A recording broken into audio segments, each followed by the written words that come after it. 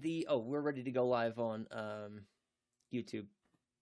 I still need to get caught up on that no nonsense atheism video that you posted, and that's probably one of the first things that we'll get started with. And I have well, let me back up a little bit.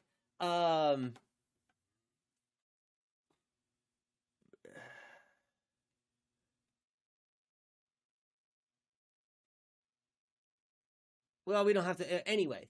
I'm not behind on school stuff.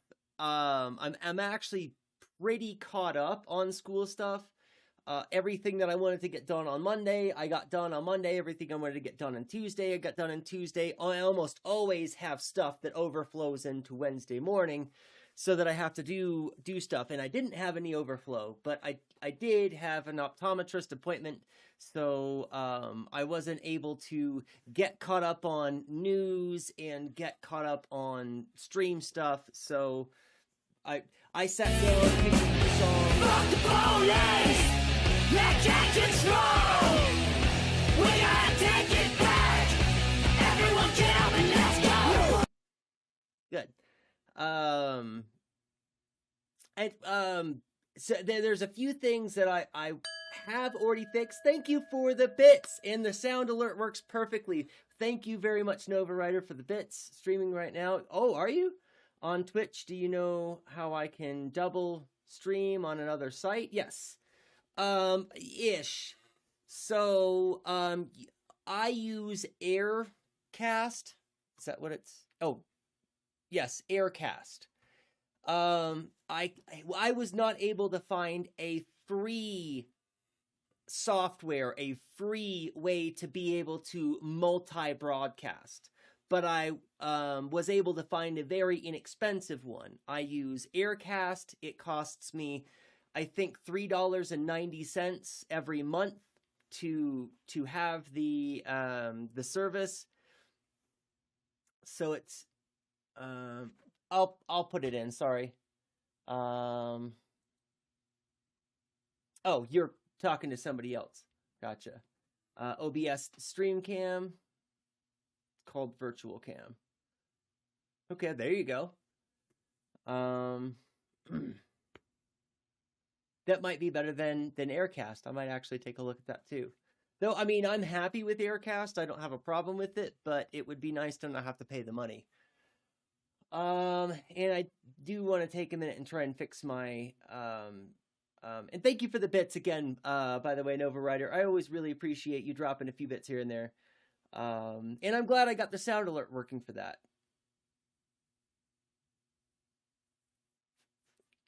OBS a camera input. Yeah. Pull from the platform live studio broadcast individual. Huh.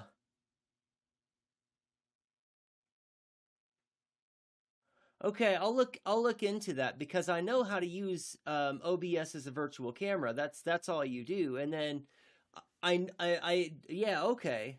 Damn, I'm using a restreamer. But again, you know, I'll look into that. So anyway, there's a few things that I would like to do. I think that I love the fuck the police thing that I have, but it is a little bit long. I'm thinking I'm gonna cut that clip, and then the capitalism, look at all the slave masters posing on your dollar, cut that one a little bit shorter too. And then some of the other sound alerts that I have, maybe we'll make, well, I don't know. We'll see. I know it works best for TikTok. Okay. And TikTok is something that I haven't really considered seriously. I have considered it a few times, obviously, but I don't consider it seriously because their TOS standards are much higher, and I have a hard time not saying the F word, especially when I get really worked up and excited. It's wild that it's never, ever, ever been a problem for me in the classroom. Now, I will also clarify that there are times that I swear in the classroom. It used to be something that I did every semester. There was usually a particular point that I would like to drive home, and when your philosophy instructor that you've been listening to for weeks and weeks and weeks and weeks has never used profanity, all of the sudden is dropping an F-bomb in the class, then, you know, it's attention grabbing. So there are times that I use profanity in the classroom to illustrate a particular kind of point, or to emphasize that, you know, maybe this is something about which you should wake the fuck up about, right? That's the kind of thing that I would drop foul language for, is to really get someone's attention, really get the class's attention. Consider doing channel point redeems instead of in-chat commands for sound alerts. Yes, but that is a really good idea, Jane. I should think about that a little bit more.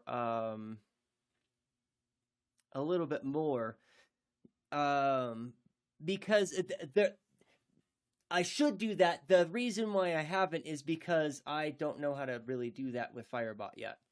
But I bet it's not difficult to figure out. It's just a matter of me sitting down and learning how to do it. There's a learning curve with Firebot, with Streamlabs and Stream Elements, and there was another one that I used at some point that I can't remember. But they're all really intuitive. I mean, if you've used any kind of user interface before, Streamlabs, Stream Elements, they're really pretty easy to learn. That doesn't mean that they're really great. I think that they're pretty mid so far as overlays go, but they're relatively easy to use. The learning curve is not really very steep.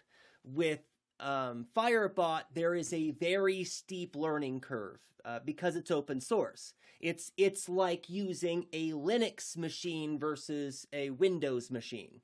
Windows, everything is displayed and organized and everything's figured out for you. With Linux, you have to know how to find your folders and know how to organize them, and that requires you learning a whole language for programming, basically.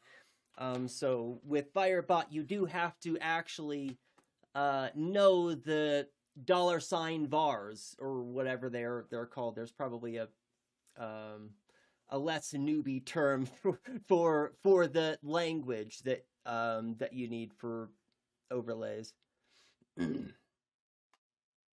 I were you, I would not worry so much about TikTok's terms and conditions. Everybody that says that is a victim of behavior modification from the platform. It is a group herd mentality. Okay. I know plenty of people that say swears and talk about topics without code. Okay.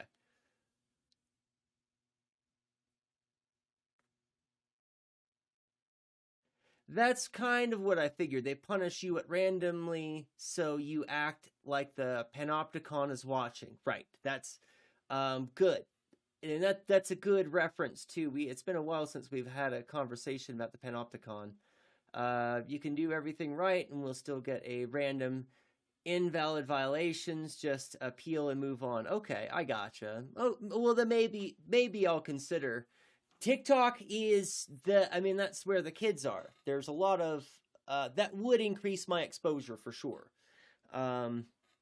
Somebody had mentioned Kick at one point in time, but I think that the owner of Kick is also a horrible, terrible dirtbag human. Here I am on the Bezos site, so I can't really say much, but okay. And that's just part of the landscape. of streaming on TikTok is you accept that at some point you're going to have a violation, you appeal and move on, or, you know, okay. That makes sense. Good.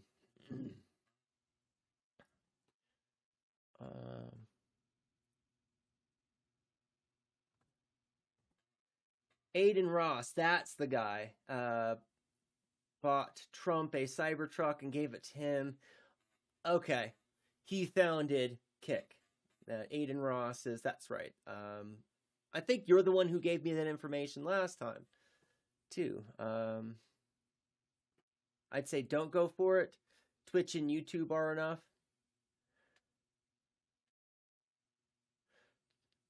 He wouldn't. He split from Twitch because they wouldn't let him do porn. Ew. So he's one of those kind of creeps. He's a free speech kind of creep when it has to do with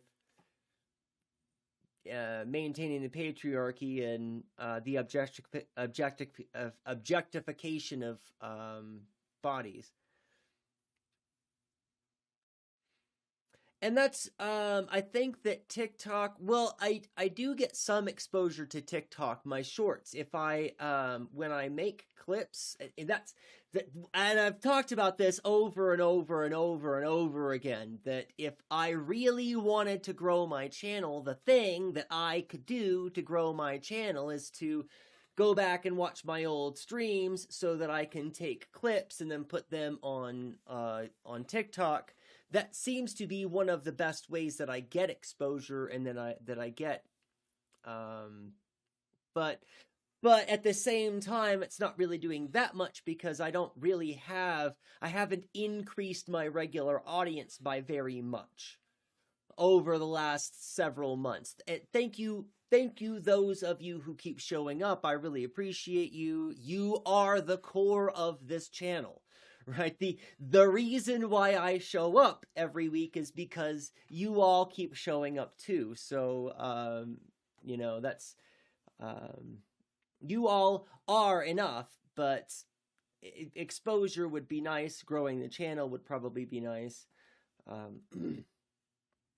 It was gambling, but he also allows porn. Okay. Okay, so, there are a few note things. Oh, and let me double check. Oh, good, the YouTube chat is working, right? Yep, there it is. Okay, and we'll do that in a minute, and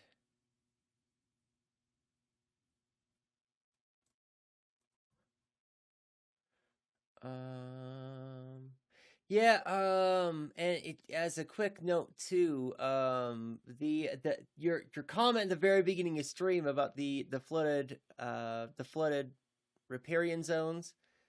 Am I pronouncing that correctly? I'm not sure. That's something that we really need here where I am in Colorado is, we need, there's also the wells. I can't remember what they're called, but you dig a hole straight down and then you just dig out a well from that, and you leave a little dome, right, so that it collects rainwater, and then a whole bunch of rainwater goes in, and then it just pools in this reservoir that's 10 or 12 feet below the ground, and then it just stays there in this cavern that gets wetter and gets more, the natural clay of the earth over time turns it into a cavern. So you don't even have to do the work of claying it up. Just the rain water will naturally formalize this cavern, and then you have oases that pop up in the middle of your arid climate, which is pretty something that we really need to do out here. Anyways, that was a complete distraction. Not what I was. Yeah, that's something that Ghost Pepper Lollipop and I had planned to do out here. That was one of our major goals, was that we were going to dig some of those. with the restoration of the land out here. Why can't I find the things in them? This needs to stay here. Oh, it's all the way. Here we go. I got it. Okay. Oh, there it is. And I didn't receive any notes about the better TTV emotes, so we'll just keep putting a pin on that. If anybody has suggestions for new better TTV emotes, let me know. You can let me know in chat, or you can send me a message in Discord. That's probably the better way. And the other thing that I wanted to bring up and to put on everybody's radar, the streamer Transgirl will be running for public office in Oregon. So I'm not in Oregon, and so that's not going to be my thing, but they're a comrade, and I would like to support them. And so that's something that I'm going to be keeping an eye out for, and that you all should have on your radars as well. And if you're not already following Transgirl, go give them a follow, because they're a comrade.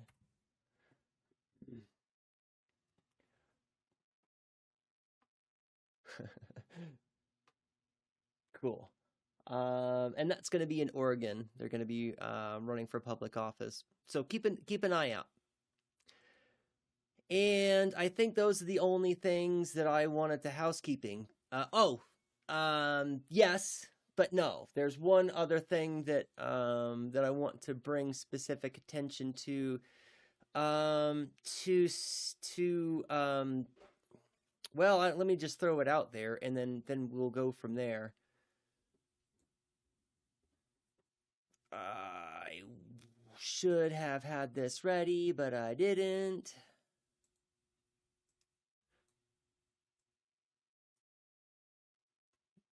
And now, let's see if we can get this to pick it up.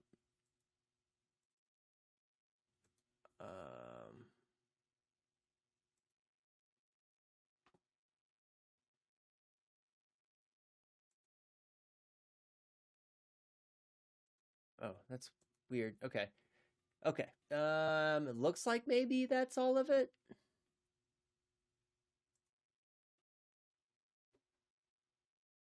No, it's okay.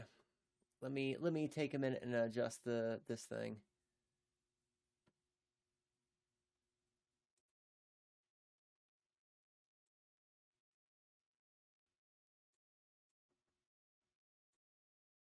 Okay, that'll be fine there. I think that'll be fine there.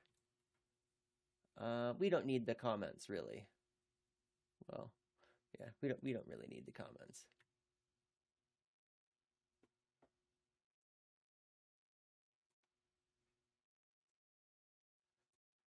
Good. So, this is a thing that's going on, and I thought was very interesting, and maybe you all would find it interesting too. So this person knowingly is engaging in a form of civil disobedience by not paying their taxes. They are filing their taxes, but are not paying their taxes. And I'll let them explain.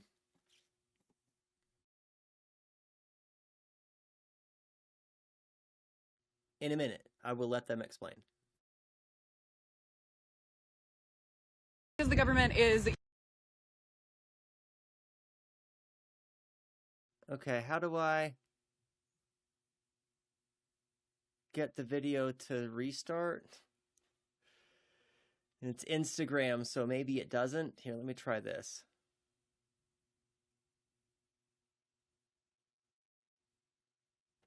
Not paying my federal income tax this year. I filed my taxes last week, and I put the amount that I owe the federal government, about $8,800, in a high-yield savings account, because the government is using my tax dollars to build concentration camps for my neighbors, and so I don't feel like giving them my tax money. I paid my state taxes, and I posted about this, and The most common response that I got was, Rachel, there are going to be penalties for that. And I say this with intense love. I am aware. If you've ever come across me before, you know that I am an attorney, and I hope that you know that I think things through before I put them on the internet most of the time. And talking about this publicly absolutely makes those consequences potentially worse, because there is a criminal statute that you can be charged under for not paying your federal income tax, and one of the elements is willfulness, which means that the government has to show that you did it with some degree of intent. So coming onto the internet and saying, I'm not paying my federal income tax and I'm doing it on purpose, gives them that for free, of course also draws attention, and so makes it even more likely that the eye of Sauron will be drawn upon one. But when I was looking into withholding my federal income tax, I had a lot of questions, and I want to document how it goes for posterity, for myself, not for anyone else. And I will say, as I was looking into it, it became very clear that the financial penalties are going to accrue way faster and be worse if I failed to file my taxes, as opposed to if I failed to pay them. The penalty for failing to file my taxes accrues way faster than the... You're absolutely right, Matt. And one other thing that she mentions, not here on this thread, but on one of their other posts, they talk about their relative privilege, that this is something that they're not advocating that other people just do because she can do this because she's in a position of privilege to be able to do this kind of thing. And that if other people are interested in this kind of civil disobedience, that's something that they need to be careful about, is that there are greater risks for a lot of other people, right? If you live in poverty or economic precarity, having the government seize your bank accounts and garnish your wages, those are all things which the federal government can do. And sometimes, I mean, they've done it to me. I have experience with this. If the government wants your money, they'll take it. So there's a lot of risk involved in this. Absolutely. Also depends on how you're employed. One guy has evaded federal taxes for decades despite legal challenges. He got paid in cash, so they can't garnish. I know somebody else that ran a business for like 28 years and managed to never pay any of the taxes on their business either. And they did this funny loophole thing where they had a business, but they didn't file this kind of business. It was this other thing, and then there was this loop around, so though they might have just been bullshitting me and not been paying their income tax for 28 years on their business. I don't know. Right. I don't know the tax laws well enough that I could, they were explaining it to me and I'm like, right? Like, I know. I can't opt out of student loans. They just take it out. Oh, that's kind of fucked up. And that's, I've got, I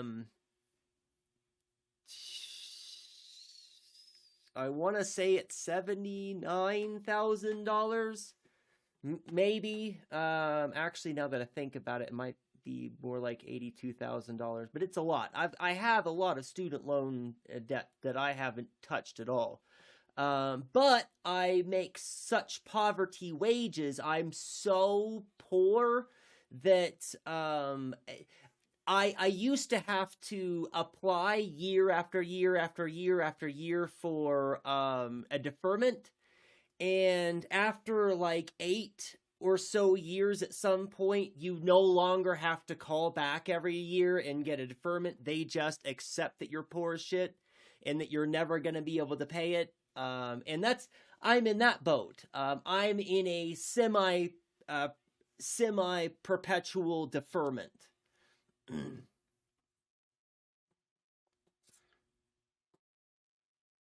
To reduce my payment, and of course not, right? They're like, no, we have this agreement, we don't want to renegotiate, you are giving us the money. And that's really unfortunate that you're in a situation They must be taking it right out of your paycheck.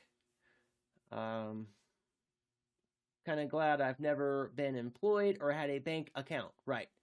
I was thinking about this the other day. Jane, you were on my mind the other day. And there was a quote from David Graeber. In fact, I put a thing here.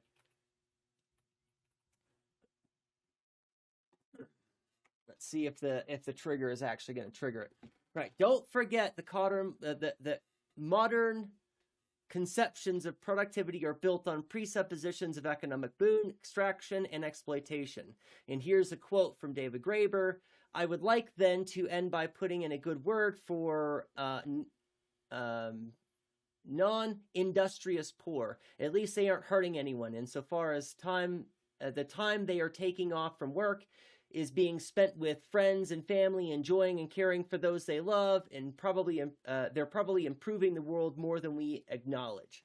So having never had a job, Jane, makes you kind of a hero, economically speaking, in that you are part of the non-industrious poor. You do nothing to contribute to the exploitation of those around you, or your exploitation footprint is marginally small.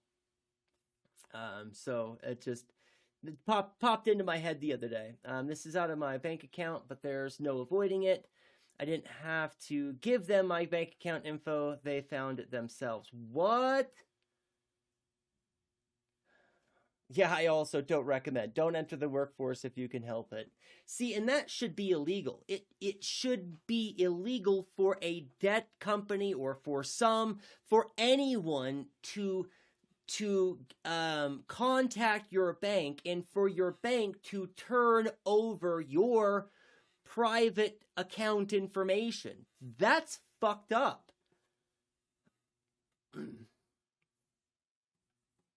It seems like and I don't know if you want solutions or if you're interested in pursuing solutions, but you might have more luck going with a credit union. Dagnabbit. If you and this depends too. Not all credit unions are made the same, but from what I understand, credit unions often have different rules with regard to your privacy and with regard to how they're going to deal with debtors and even especially the federal government. So, so that something that I found out when I had my bank account drained of the $1,700 that I needed to pay rent. Thanks again, United States government, for completely fucking me that month and making it nearly impossible for me to live and survive because you took all of the rent money and all of my grocery money and all of the money that I was depending on to not die that month and just, zeroed out my account. So thanks again. But that's something that I found out, is that if I had had a credit union and the federal government had attempted to garnish my wages, the credit unions that I was looking into at the time, they put a stop on the garnishment and notify me. Now, they will at some point relinquish the garnishment if I don't contest it, right? So you still have to do something, but when they contacted, it was Bank of America, let me just call those motherfuckers out.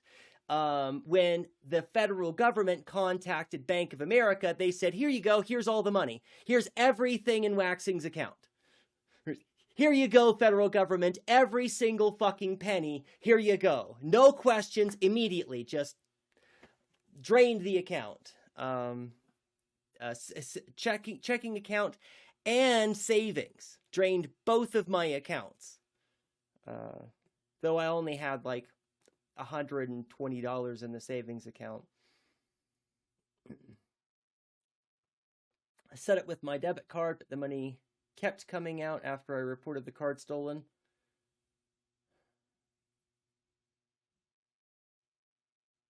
Huh.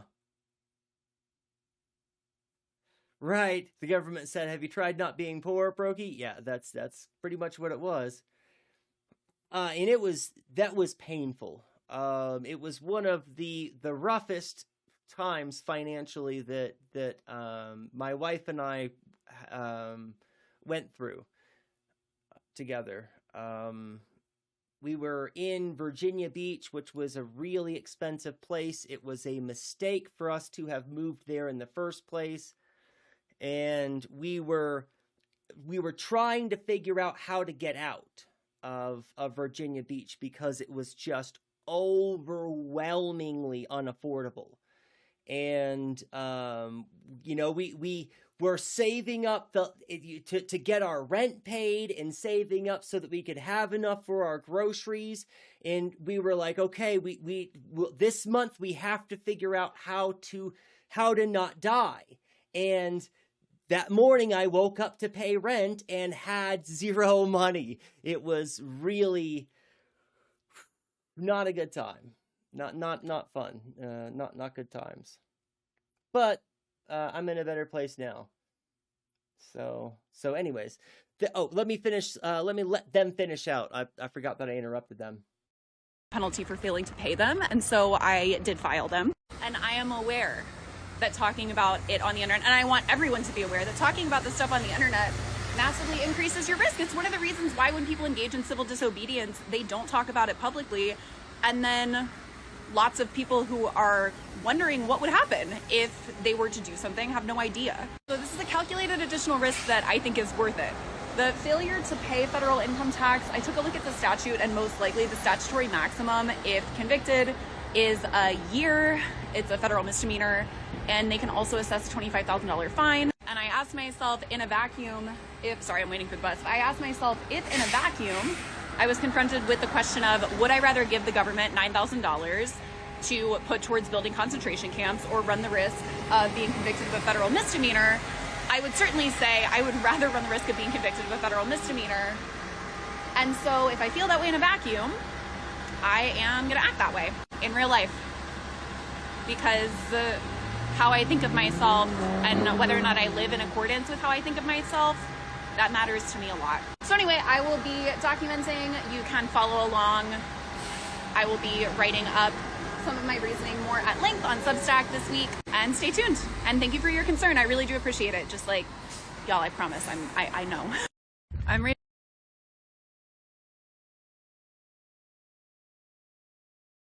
So, a thing. And it's a thing that I'm really interested in, that I'm going to be keeping an eye out for. I don't think that I have the ability to really do this kind of civil disobedience, at least not this year. I did have to pay income tax in this year. It's something that I'm a little bit concerned about. I've been filing taxes for a long time. I am one of those. When I was 16, 17 years old, I used to go to the post office and pick up the 1090 to the 1040 EZ and fill out my own taxes. And then after you could no longer do that, I started downloading the 1040 from the IRS website. And when my taxes got a little bit more complicated and I could no longer do the EZ, I still kept filing all of my own taxes. I've been filing my own taxes my whole life. And this year, I got no return. Zero. Not just zero, I had to pay. It was, I think, $188. It's not a lot of tax, but it's the first time I've ever earned so much in a single year. And I'm still poor as fuck, right? I'm still below the poverty line. Well, all things considered, on paper, that may not be the case, right? I crossed some kind of threshold at some point. But my yearly income is still below the yearly the poverty line for the nation. So I'm not sure. I'll next year when I file my taxes, I'll spend a lot more time reading the fine print. It's been a long time since I've refreshed myself on the math, on working out how all of the scales, the sliding scales work, and working out the math. So I'll spend some more time on it next year. Yeah, definitely made your bank account cry. Yeah. And it is. It's in. I was really expecting some kind of income tax. And I live in Colorado. In years previous, we've gotten Tabor tax and other kinds of benefits. So even when I've been kind of hard up on when I file my taxes, there's usually some kind of federal or state, or some kind of state funds that help pad that, and then I usually still get something back.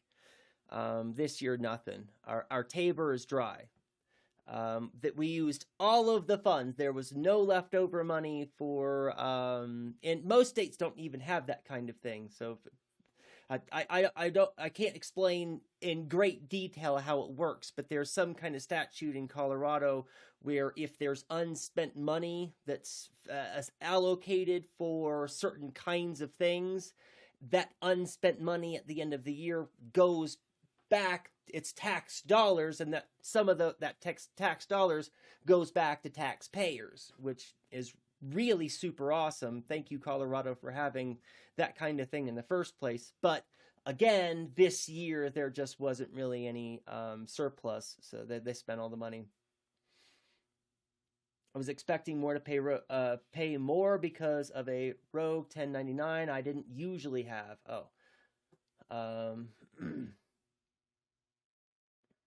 Where do I request a refund from Israel? Facts. Straight up. I just wish.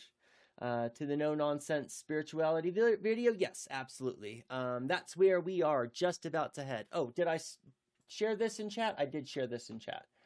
And I'm not. Yeah. Rachel Cohen. And that's Instagram. They've got other socials. But that was the only one that I was able to find videos. Like, they have a TikTok, but they don't have any TikToks. Like, they have a TikTok account, but they don't have any TikToks. They're also on Facebook, but it's kind of weird sharing somebody's Facebook.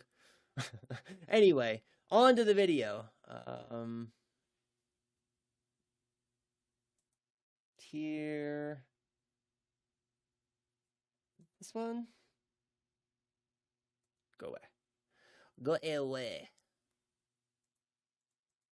Let's close those. And there we go. Right, so my plan for the rest of the stream is to watch this video and see where it goes. To get an idea of how this might integrate into some of the other things that we've talked about. If it doesn't integrate into some of the other things we've talked about, that's fucking fine. That's it's really interesting. This is, I mentioned before, this is a content creator I've been interested in and wanted to see some of their stuff. So should start a spam call campaign to ask senators how to request refunds from Israel. That's not a bad idea. Oh, and that's, let me put something in before I play the video. I still haven't done this other thing, too. I was gonna do that, and then I messed up the other thing. But now I can do that. Not that it matters, because I never have chatters over on YouTube, but in the off chance that somebody from YouTube actually shows up and wants to chat, there you go. Excuse me. Oh, and then the other thing that I'm doing is this. I want to go ahead and do this. I don't think it'll let me.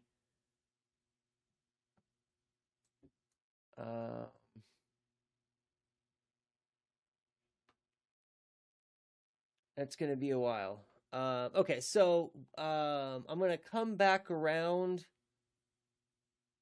I don't know why I started saying that. That doesn't make any sense. I can't just trigger the timers.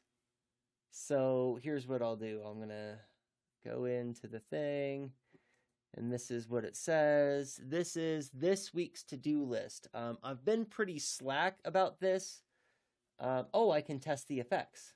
Hey, there we go. I've been pretty terrible about keeping up with this direct action aspect of the stream, and that kind of is tying into the thing that Matt was talking about. Starting a spam call campaign to ask senators how to request refunds from Israel is, I think, kind of a clever idea. Okay, to skip voicemail and to try and get real staffers, make them put the mental labor in. Every time the staffers have to roll their eyes, you're eroding their position. Yeah, that's a good point. Because I'm going to make a dedicated effort to being better about this kind of thing, trying to be annoying. And I'll take a minute and before we get to the video, because I want to say a few things, because it's sometimes difficult for me to give any fucks at all about electoral politics or about senators or these kinds of initiatives to try to get ghouls to just recognize that we shouldn't be doing genocide, right?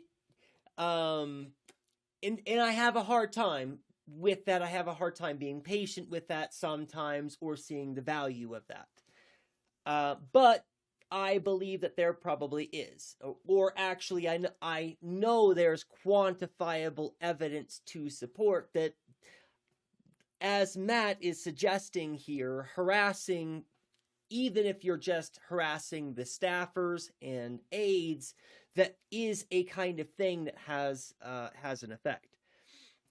So rather than being doomer about it and just not doing anything, I would like to endeavor to be a little bit more disciplined and to be a little bit more consistent with something that takes very little time, right? And this is, as I say in this, I'm talking about the email, and I put the, I did the exclamation point email earlier.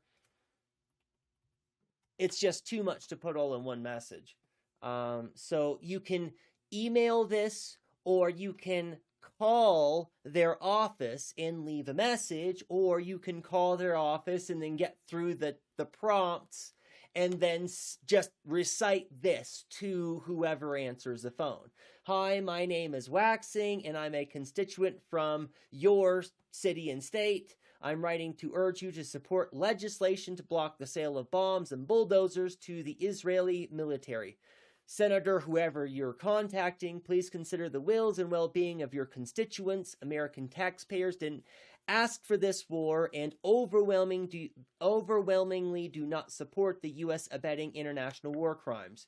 Your voters are looking to you to stand up and speak up against genocide and genocide enabling. Thank you.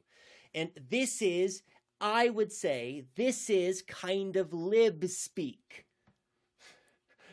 I'm trying to bridge a gap here, right? That I put in chat is lib speak, right? The appeal to Americans and your constituents and the American people didn't ask for this war is language that I have literally stolen from other Democrats, senators, and right. So it's pretty generic. Feel free to flare it up however you'd like to, right? Take some liberties, but it's a starting point. I'm throwing out something that makes it much easier. All you have to do is find the emails of your senators and or phone numbers of your senators, and then call an email. That's it, right? I've done a lot of the upfront work. All you have to do now is find an email or two, find a phone number or two, because you've got at least 2 representatives. I know it works. I forced my congressman to give AIPAC money back. That's a W. Excellent. Also calling campaign headlines erodes the position of volunteers. Right.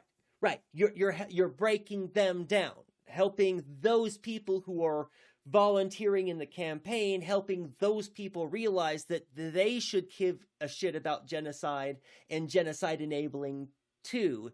And if that person who is volunteering for the campaign gives a shit about genocide, then that might have an impact too, right? And that's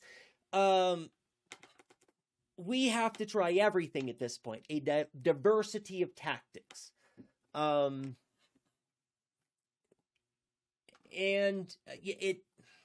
what's the other thing that I'm trying to say about this?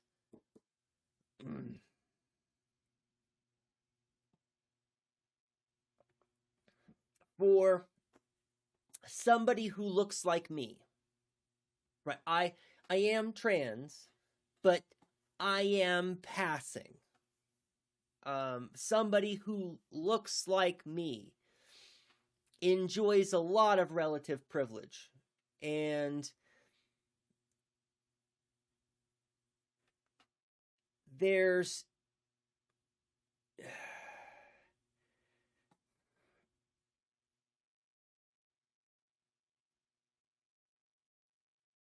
doing nothing just can't be it.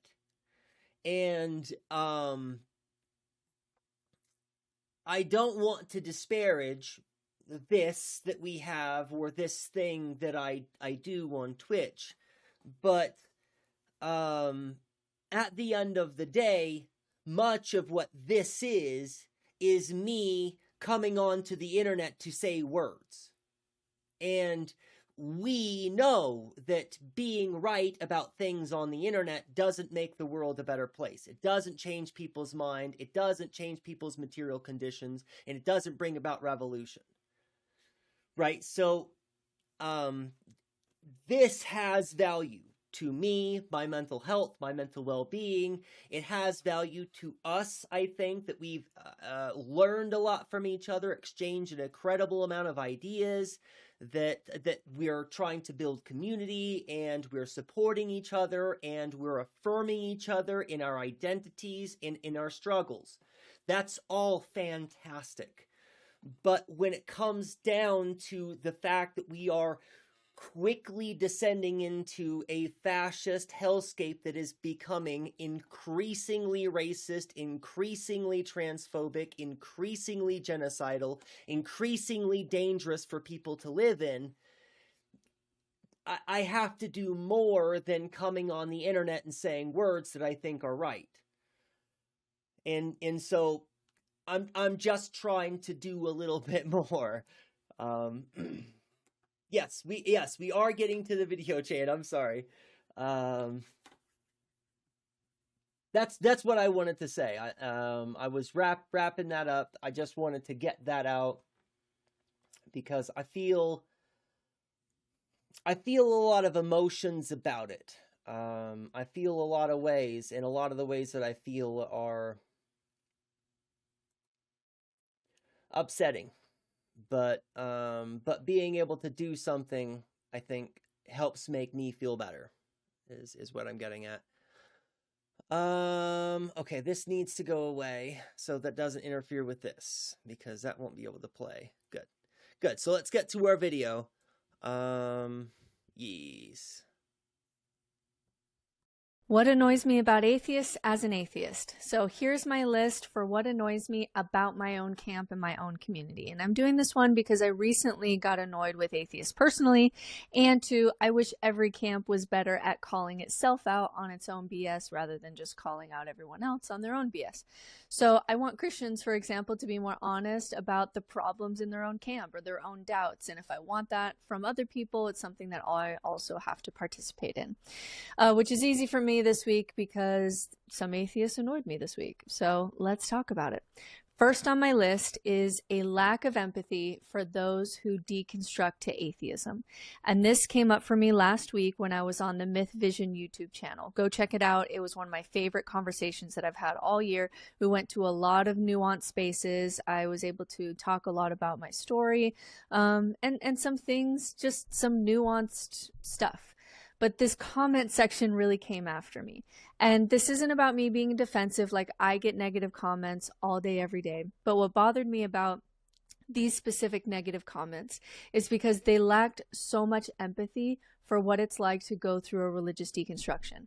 And I am so happy for secular people who grew up secular and they just accepted early on that God isn't coming, and they just kind of live and die like everything else in nature, and they accept that, and they develop skills to help process anything that's problematic, and so they're fine, and nihilism isn't a problem because they're optimistic nihilists, or they're absurdists, or they're stoics, or they're secular humanists, and they just accept that there's no objective grounding for these things, and they're off living their best life with the one life that they have. I know a lot of secular people and atheists who are like that, and I am so happy for people who have that.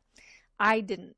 So when I talk about my experience with religious deconstruction and how atheism was hard for me, how the death of God was extraordinarily painful for me, how nihilism was existentially devastating for me, even suicidal for me, how it led me towards an existential crisis, it should be okay that I have that experience and you have a different experience in being an atheist. There should be room in secularism for people who, like, just from the get-go did great in it and were raised in it and want everybody else to have that opportunity too. And I get that that group of people don't even really understand why people are religious, because from the outside it looks silly, like it looks ridiculous. I get that. But there should be room for people like me who had a rough ride getting there. And I get super annoyed that sometimes secularism, especially like the very atheist male dominated side of these atheist spaces, just leave no room for you to have a different experience. Like, I think that this is a really great just bring up in general. And so I remember having watched quite a bit of this already. And there's one of the things that they're going to get into is something that I really, really wanted to draw in on.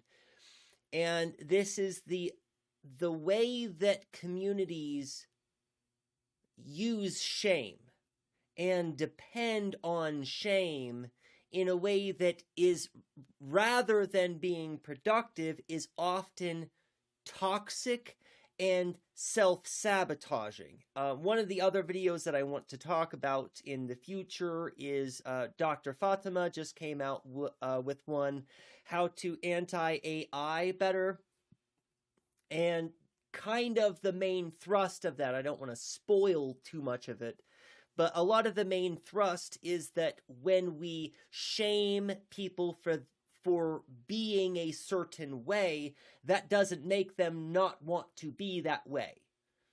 What that does is that makes them want to hide that behavior. And again, she's going to mention this in a little bit in some context, but I'm going to go ahead and introduce the idea that I want to talk about.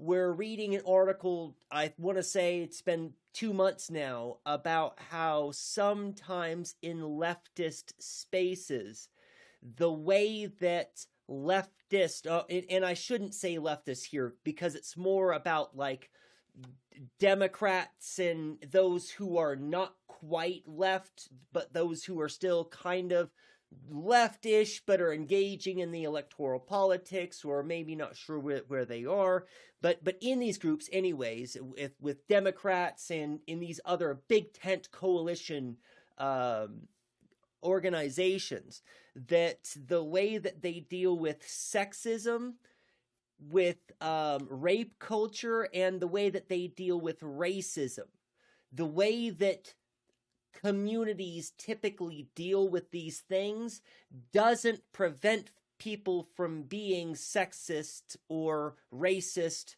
or sexually assaulting people. It only makes the people who are doing those kinds of things know that they need to hide their behaviors better so that they can still stay in the tent because they want to be in the tent, but they don't want to give up their sexism, their racism, their misogyny, or their patriarchal entitlement. So when and I'm not sure what the solution is, but typically those kinds of organizations and those kinds of groups simply rely on a kind of shaming to deal with undesirable behaviors, and the shaming doesn't make those behaviors go away. It only makes the people who exhibit those behaviors hide them better. And that is something that's going to come up, and I want to talk about it in greater length in the future. Anyway. Just because my path to atheism or nihilism was a painful one doesn't mean it takes away from your experience that it has been a freeing, a positive thing for you. Like, both should be okay. And I get a little tired, like when I get pushback from religious people, I expect it, that's fine. But when I get pushback from atheists who laugh at me that it took me so long to deconstruct psychological and social anchors and how painful that journey was for me, it just comes off as a very gross lack of empathy. It's like a Christian would have so much empathy for me if I was a sinner my whole life and found God and came to church. But there's no empathy from the other side if I was religious for my early life and it took me time to deconstruct that because it's embedded into my brain. That just seems very unnecessary and very tiring for me personally, because I'm not going to shame the part of myself that did the best with what she could, with what she knew. You know what I mean? So that just annoyed me this week. And I think we all know like an atheist who's like that, who just really feels like people who go through religion and have a hard time leaving it that's just such a foreign experience that you just laugh at it. And I just don't think that's fair. And I think it's very bad taste and icky, and I don't like it. All right, my second one, this is a similar one. I dislike how atheists often think that being religious is just stupidity and just indoctrination. Like, yes, indoctrination is real. Yes, bad ideas exist. Yes, harmful systems exist. I have critiqued them publicly for years. But when religion gets flattened into religious people are just dumb, I think it reveals in atheism a kind of intellectual laziness that ironically mirrors the dogmatism that atheists claim to oppose. So religion is not just a set of propositions about the universe. Something like Mormonism, which is where I grew up, it is not just a set of propositions and historical truth claims that are like crazy when you look at it from the outside. It is not just that. And when we treat religion as if it's just that, I think we're the ones that end up looking dumb. And on Thought Slime's stream yesterday, Mildred was making kind of a similar point that when we look at a lot of right-wing content, much of that right-wing content is just, look at those libs, look at how dumb those libs are. And on our side, when we see our own people who are doing the talking heads, we think that those things sound smart and sound good because they cohere with the things that we believe. But there also needs to be a critical element to it where we are going beyond, right? Well, we are superior because we've got the better science, or we've got the better material analysis, or we need to stop thinking about ourselves as superior and other people with bad ideas. Because when we think of in terms of good and bad, that interferes with our ability to understand the actual material reality in which we live. Easy categories of good and bad don't really exist in the real world. It's nuanced and complicated and needs to be sifted through. We can't just assume things are in easy categories. And when we do, it's a form of intellectual laziness. Yes, it is. Yes, absolutely. Religion is a mental illness is also a harmful thing to say. For some people, religion is the reason why they are no longer an alcoholic, right? Or they're no longer a heroin addict. And that's not to say religion is good. It's not a good thing to depend on anything for a crutch. But I think that pretending that there's somebody in the sky who's going to hold you accountable if you do the right thing, and that's a better crutch than heroin. You know, again, that started an argument for religion. That's right. That it's better than crystal meth. That it's better than heroin is not really advocacy for it. But at the same time, it is insulting. It's insulting to have that kind of comment, or to have that kind of reaction, and it's alienating. Right?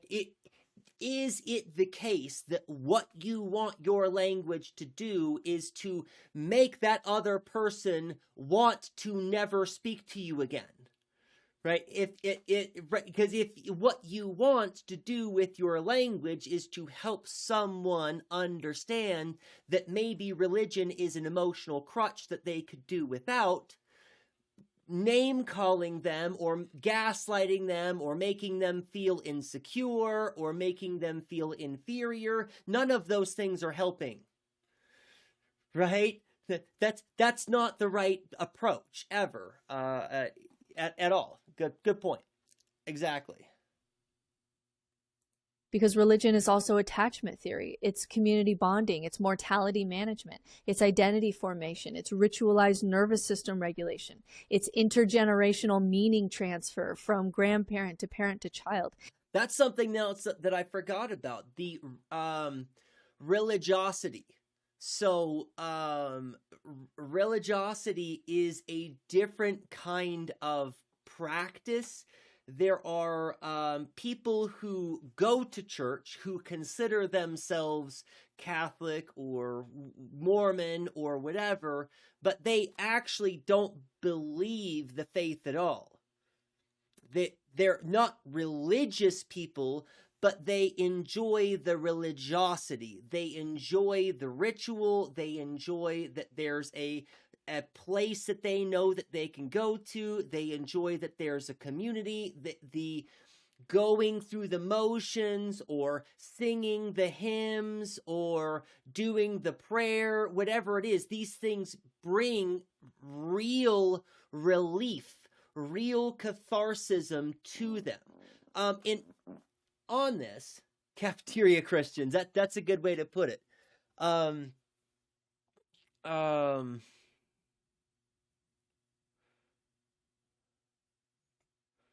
Shit, what was I just about to say? Oh, yes. While we're on this, so we've talked about this before, that religion is a form of fetishism.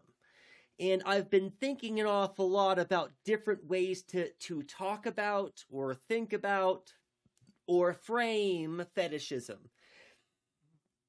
And one of the things that I keep coming to is that a simple way, maybe, or one of the simplest ways that I can think of describing it, is when one apprehends something in the world and they don't understand what that thing is or how that thing works.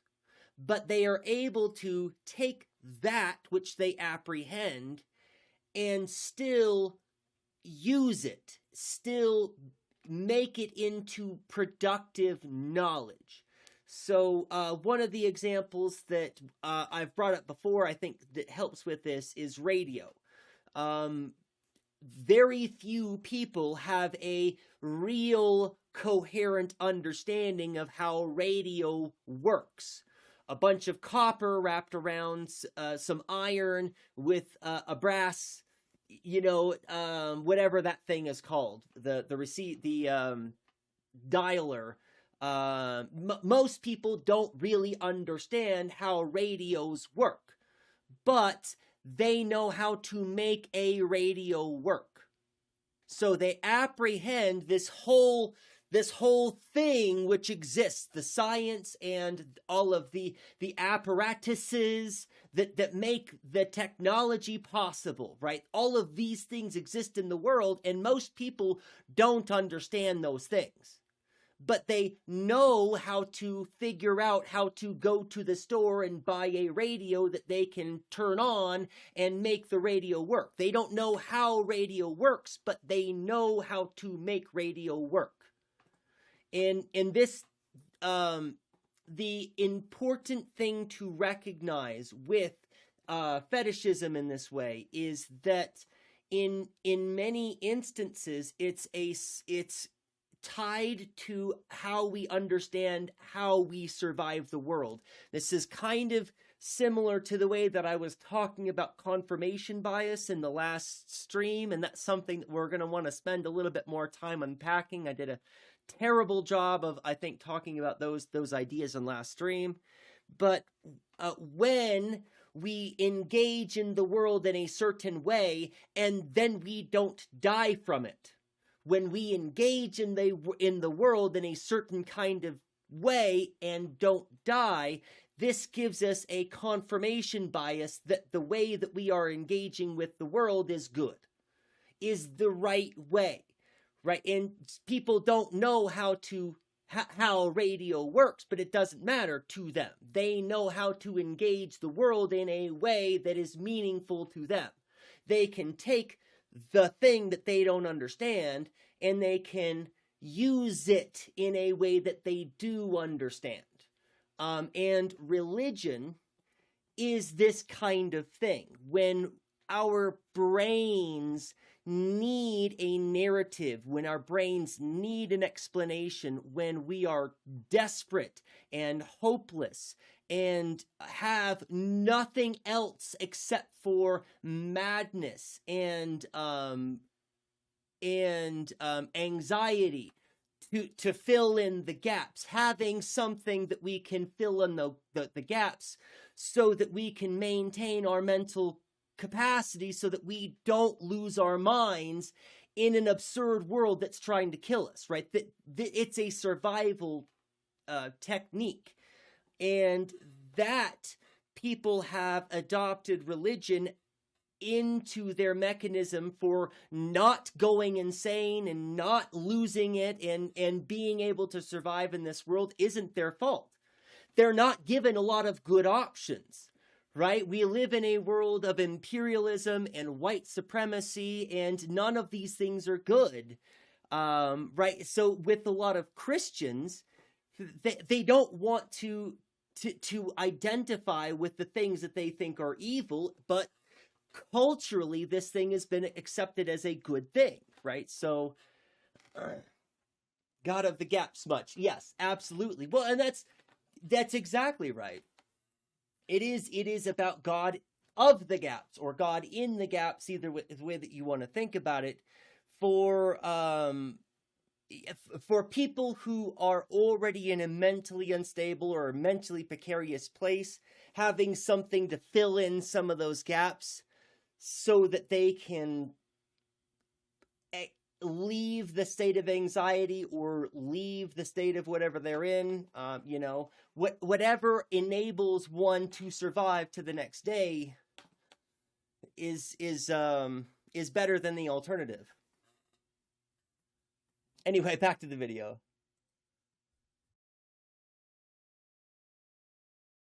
It's grief containment, it's social belonging, it's moral scaffolding, it's narrative coherence. And if you think people cling to religion just because they are stupid, then I think that we reveal that we just don't understand human psychology, and you do not understand the reasons why we co-evolved with religion. It is not just because of brainwashing. And I would rather talk to a Christian about that sometimes than talk about that with an atheist, because sometimes the atheists just dismiss all of that. even though there's solid science showing that religion is much more than just a set of truth claims. The cognitive science of religion shows us that belief in gods is not an IQ problem. It is a byproduct of agency detection, pattern recognition, attachment wiring, our deep needs subconsciously to buffer our death anxiety, and religion persists because it's doing so much psychological and social work. And sometimes it does that work incredibly well. And so when atheists dismiss religious people as idiots, they miss the opportunity to understand why religion is so powerful. And emotional work. Because I think that's also a very important thing, that religion does the emotional work too. Not an important ad there, but... And if you don't understand the function of something, then you can't responsibly critique it and you can't responsibly replace it. If you really think that all religion would just go away if the next generation just wasn't brainwashed, then I feel like that's such a shallow critique that that's more of a critique on secularism than it is on religion. Because it's just so shallow. And there's this subtle arrogance in pretending that we, the enlightened secular ones, are immune to the same mechanisms. Like, humans do not stop meaning making when they drop God. They tend to redirect it into politics and identity and ideology, moral grandstanding, online tribes. So if you think that you are above like all indoctrination or above like all of the psychological needs that humans have, you're probably just swimming in a different fishbowl and just don't recognize it. This is such an amazing point, right? The hypnosis. Hypnosis is most effective against people who believe that they cannot be hypnotized. It's very effective against people who do believe in hypnosis, but it is more effective against people who believe they cannot be hypnotized, who believe that they are immune. Similarly, right, and this is something that I'm sure that we've talked about several times before with propaganda. If you believe that you are immune to propaganda, I got news for you. You are far more susceptible to propaganda because you believe that you somehow are more immune to it than other humans. And, you know, it's because people don't understand our relationship to information. Propaganda works on beings, on intelligent beings who can understand the information that is being propaganded to them, right? It works. And what's the word that I'm trying to,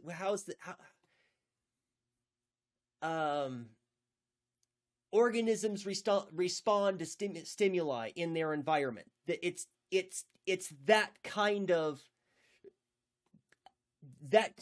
categorically true truth about beings. If you can understand the information, that information is propaganda for you about the world. And this is true of all information.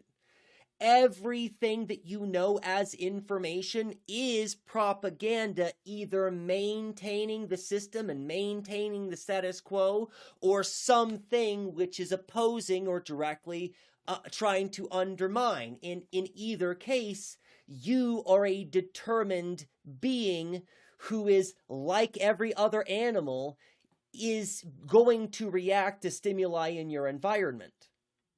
You do because you are a sensitive being. You are not immune to that relationship. Now, this doesn't mean that I am defending bad theology. I'm interested in psychological honesty. And psychological honesty requires admitting that religion is not primarily about intelligence. It's about safety and belonging, and existential orientation for all these anchors that help to give you some stability for your psyche. And so if we want to build something healthier on the other side of belief, we have to understand and respect what belief was doing in the first place. And there are still some things that to this day, religion still does better. It does community better. It passes down rituals and stories better. It has better resources for processing death as a community, lots of things. So I dislike that atheists think that they are smart and religious people are dumb, because my IQ did not change. I was smart when I was a Christian and developed incredibly complex theories of theology and apologetics. I was smart when I let go of these theories, when I got better explanations for why we are religious. I wasn't an idiot either time, and my IQ did not change in the process.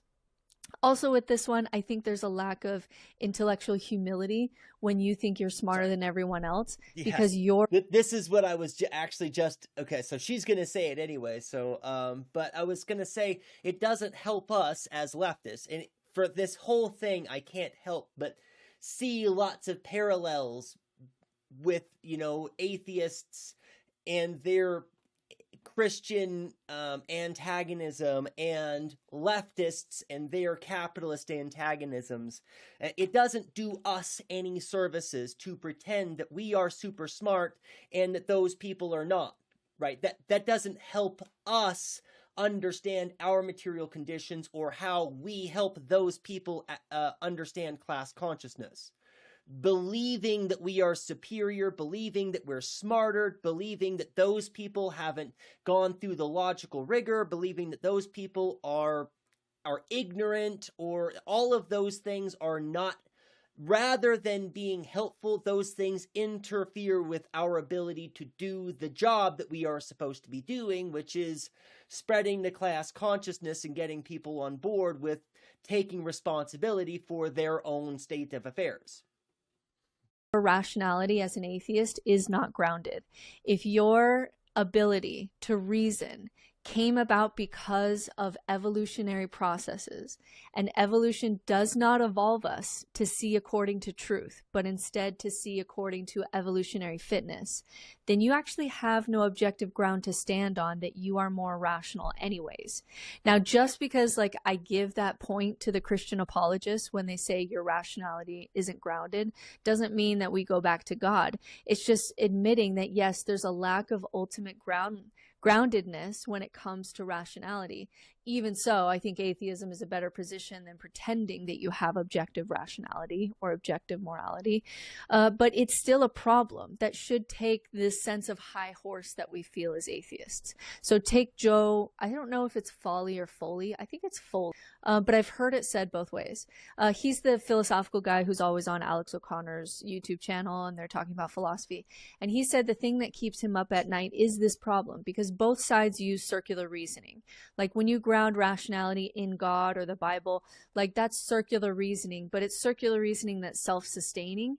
But on the atheist side, it's like circular reasoning that's self-destructing. Your rationality continues to chip at your ability to trust your rationality at all. And I wish there was more intellectual humility from atheists rather than the annoying peacocking that you get in these atheist, particularly philosophical male spaces. Not to mention when you take free will out of the conversation. See, and this is the problem with having having some kind of positivism as your telos. This is the mistake of believing that you can know absolute truths with a capital T that somehow other people don't have access to, right? That in either case. And this is the problem with Christianity, is they believe that they have a truth. They don't need science. They don't need your information or your input, or they don't need to work on community conceptions of trust or of community bonds. They don't have to worry about any of those things. They have a truth. They don't need anything new. They have it. And with atheism, I get what she's saying about this this self-defeating chipping away, where you are eroding the trust of your own rationality. But that is only a problem. That is only a problem if you assert there must be some capital T truth that everybody else needs to adhere to. It's only a problem if you insist that there is a truth out there that is true and everybody else just needs to accept, right? That's the mistake, is believing that either one of these, any endeavor is going to give us that capital T truth. But that's a whole ass other aside. Conversation, there's no high horse to stand on. I didn't choose that my core values are things like authenticity or honesty or truth seeking. And my brother didn't choose that his core values are loyalty. And that caused us to experience religion differently. I didn't choose that I'm neurodivergent. I didn't choose the books that I read versus other books that I read, right? And so when you break down that, like, if none of us have free will, then how do you have any ground to stand on when you say that you are smarter or better than anyone else? Because if you were in their situation with all of those inputs, you would be them. You know what I mean?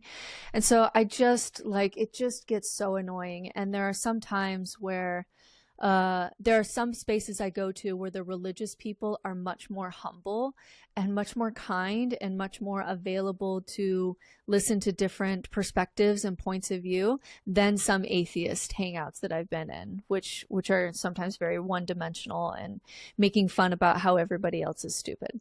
Not all atheist spaces, not all religious spaces, but I have had that experience. Number 3 on my list. I'm just going at my hit list right now because I was annoyed at this comment section. And I usually don't get annoyed at comment sections because whatever anyone says is like their business, and I don't spend a lot of time in comment sections. It was just more so that I was disappointed. I was disappointed that I went to this platform that has so many atheists and secular people. Let me just take a second and appreciate this, where somebody who is very thoughtful, very rational, very calculating, has made a calculated decision to go through this laundry list of their grievances in what is obviously an emotional way, to have set themselves up for emotional vulnerability in front of a camera, almost like they've sabotaged themselves in this way so that they would be caught in deer in headlights and have to process the emotions out loud in front of the camera. And I really appreciate content creators that do this. Dr. Fatima is one that that AI video, they have a very emotional moment where they're vulnerable and very honest and anticipate, and I really, I look up to content creators. Big Joel is one of my favorite ones that throws just a tremendous amount of emotion into how they put together their work, and rather than trying to separate our emotions and our rationality, I think that this is a more healthy way to deal with one's emotions and rationality together. And I just appreciate them doing that in a way that we get a little bit of perspective in, because for me, this is inspiring for me to help me learn to be more in touch with my emotions and how I feel. And when, the next time I have some kind of emotional reaction to something that I see on the internet or some response to me, right?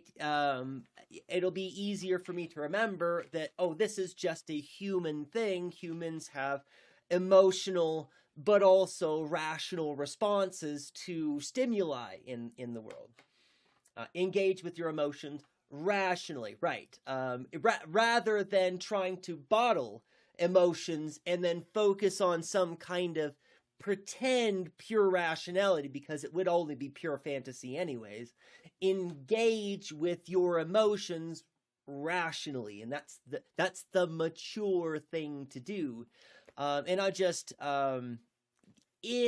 in our culture and society, I think that this kind of vulnerability is often shamed or not looked well upon, and I just think it's cool as fuck. Just want to glaze that up a little bit.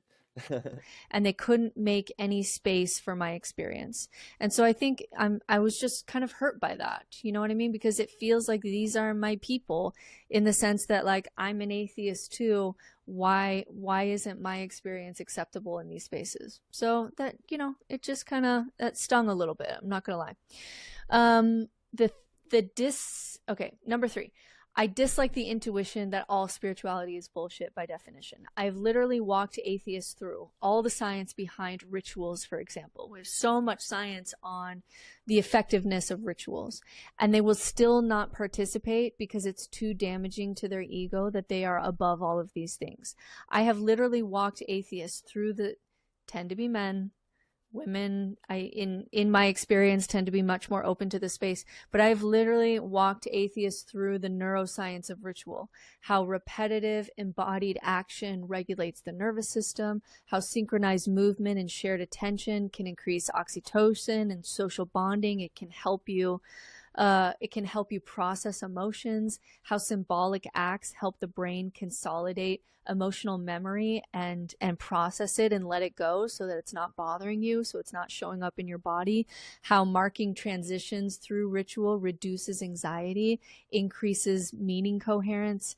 And when you do this Wow, I was just thinking about this. So for me, recently somebody asked me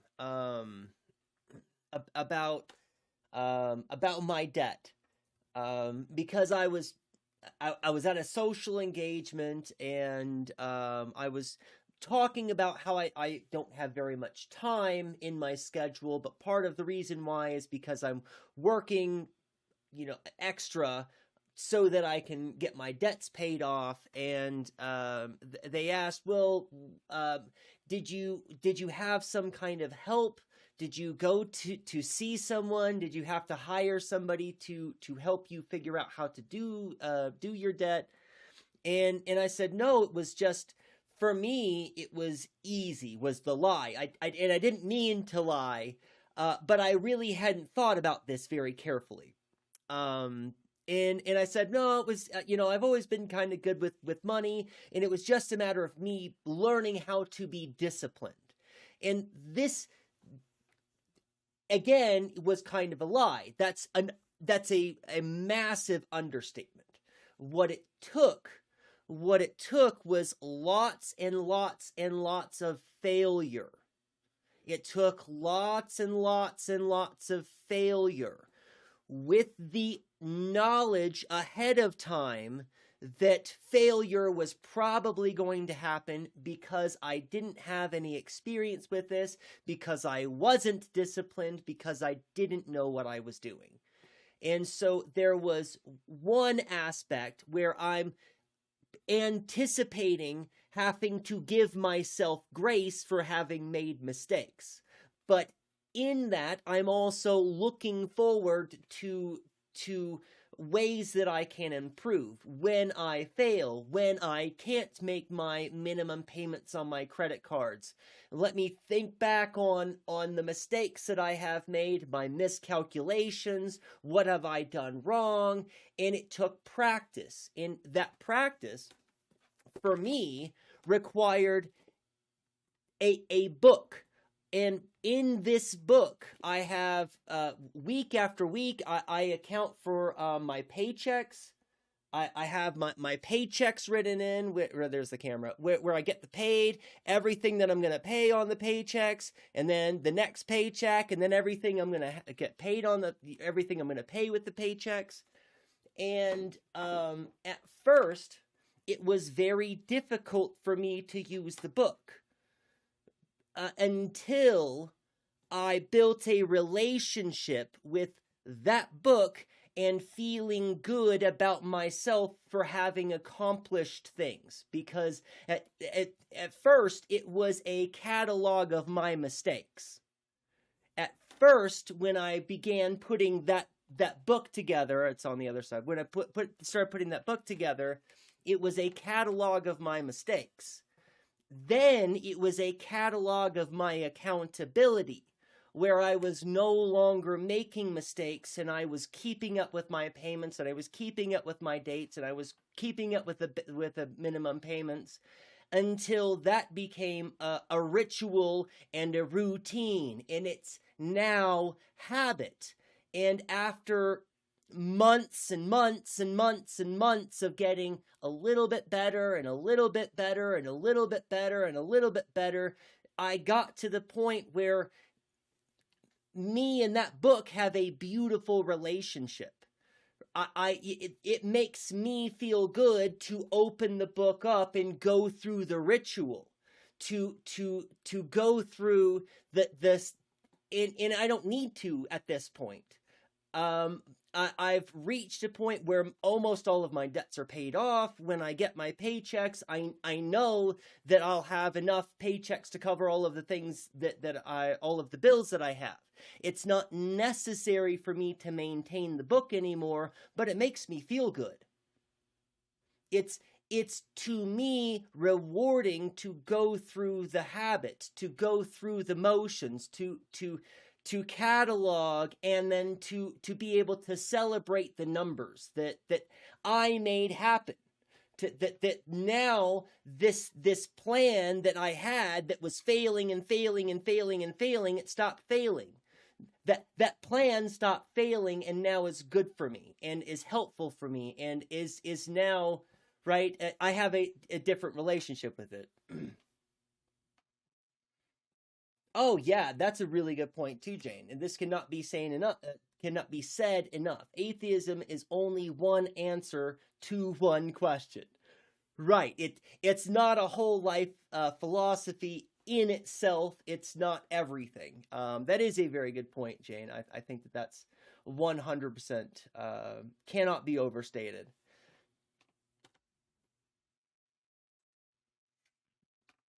Anyways, it just, when she's talking about the way that routines and patterns and going through these kinds of rituals can have beneficial, helpful psychological effects, can literally produce different chemical creations, chemical balances in your body and in your brain. Literally true. And, and I know, because there's the studies, I've seen a lot of these studies too, but I also have the personal experience. I've done this. I've gone through the motions of establishing rituals that become happy and healthy and helpful. And that's my altar over here. There we go. My altar over here is something that also helps me do that. This is my door to the end of exit my room is right here next to the altar. So I walk past it over and over, in and out and in and out, and I walk past that altar. And this is, as I mentioned before, a physical manifestation in the external world for how I feel emotionally. And sometimes I feel compelled to stop and rearrange the things and then consider and contemplate what those things could mean to me. And I'm not planning my day off of where I decide to put my stones down, right? I don't believe that this is an astrology chart or that this is me communing with spirits, right? I'm not mistaken about my relationship to this space, but it is a space that is helpful for me in a very important spiritual way, for me to have a routine and rituals with that space help make me feel better. They help me with my mental health and help me be a stable adult.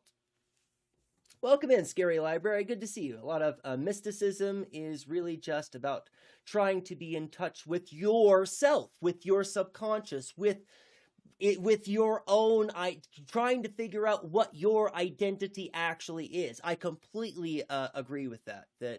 And it's the difference with religion specifically, because religion often gives you,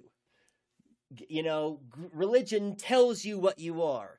But with a lot of spirituality or other kinds of mysticism, you're absolutely right. It's more of, it's a magnifying glass to help you look at the world that you can turn on yourself and use as a mirror. And that's, with a lot of them, I think that is exactly right. Community is just really beautiful because you have more than just your body holding these things that are really maybe hard for you to hold. And none of that requires belief in invisible forces.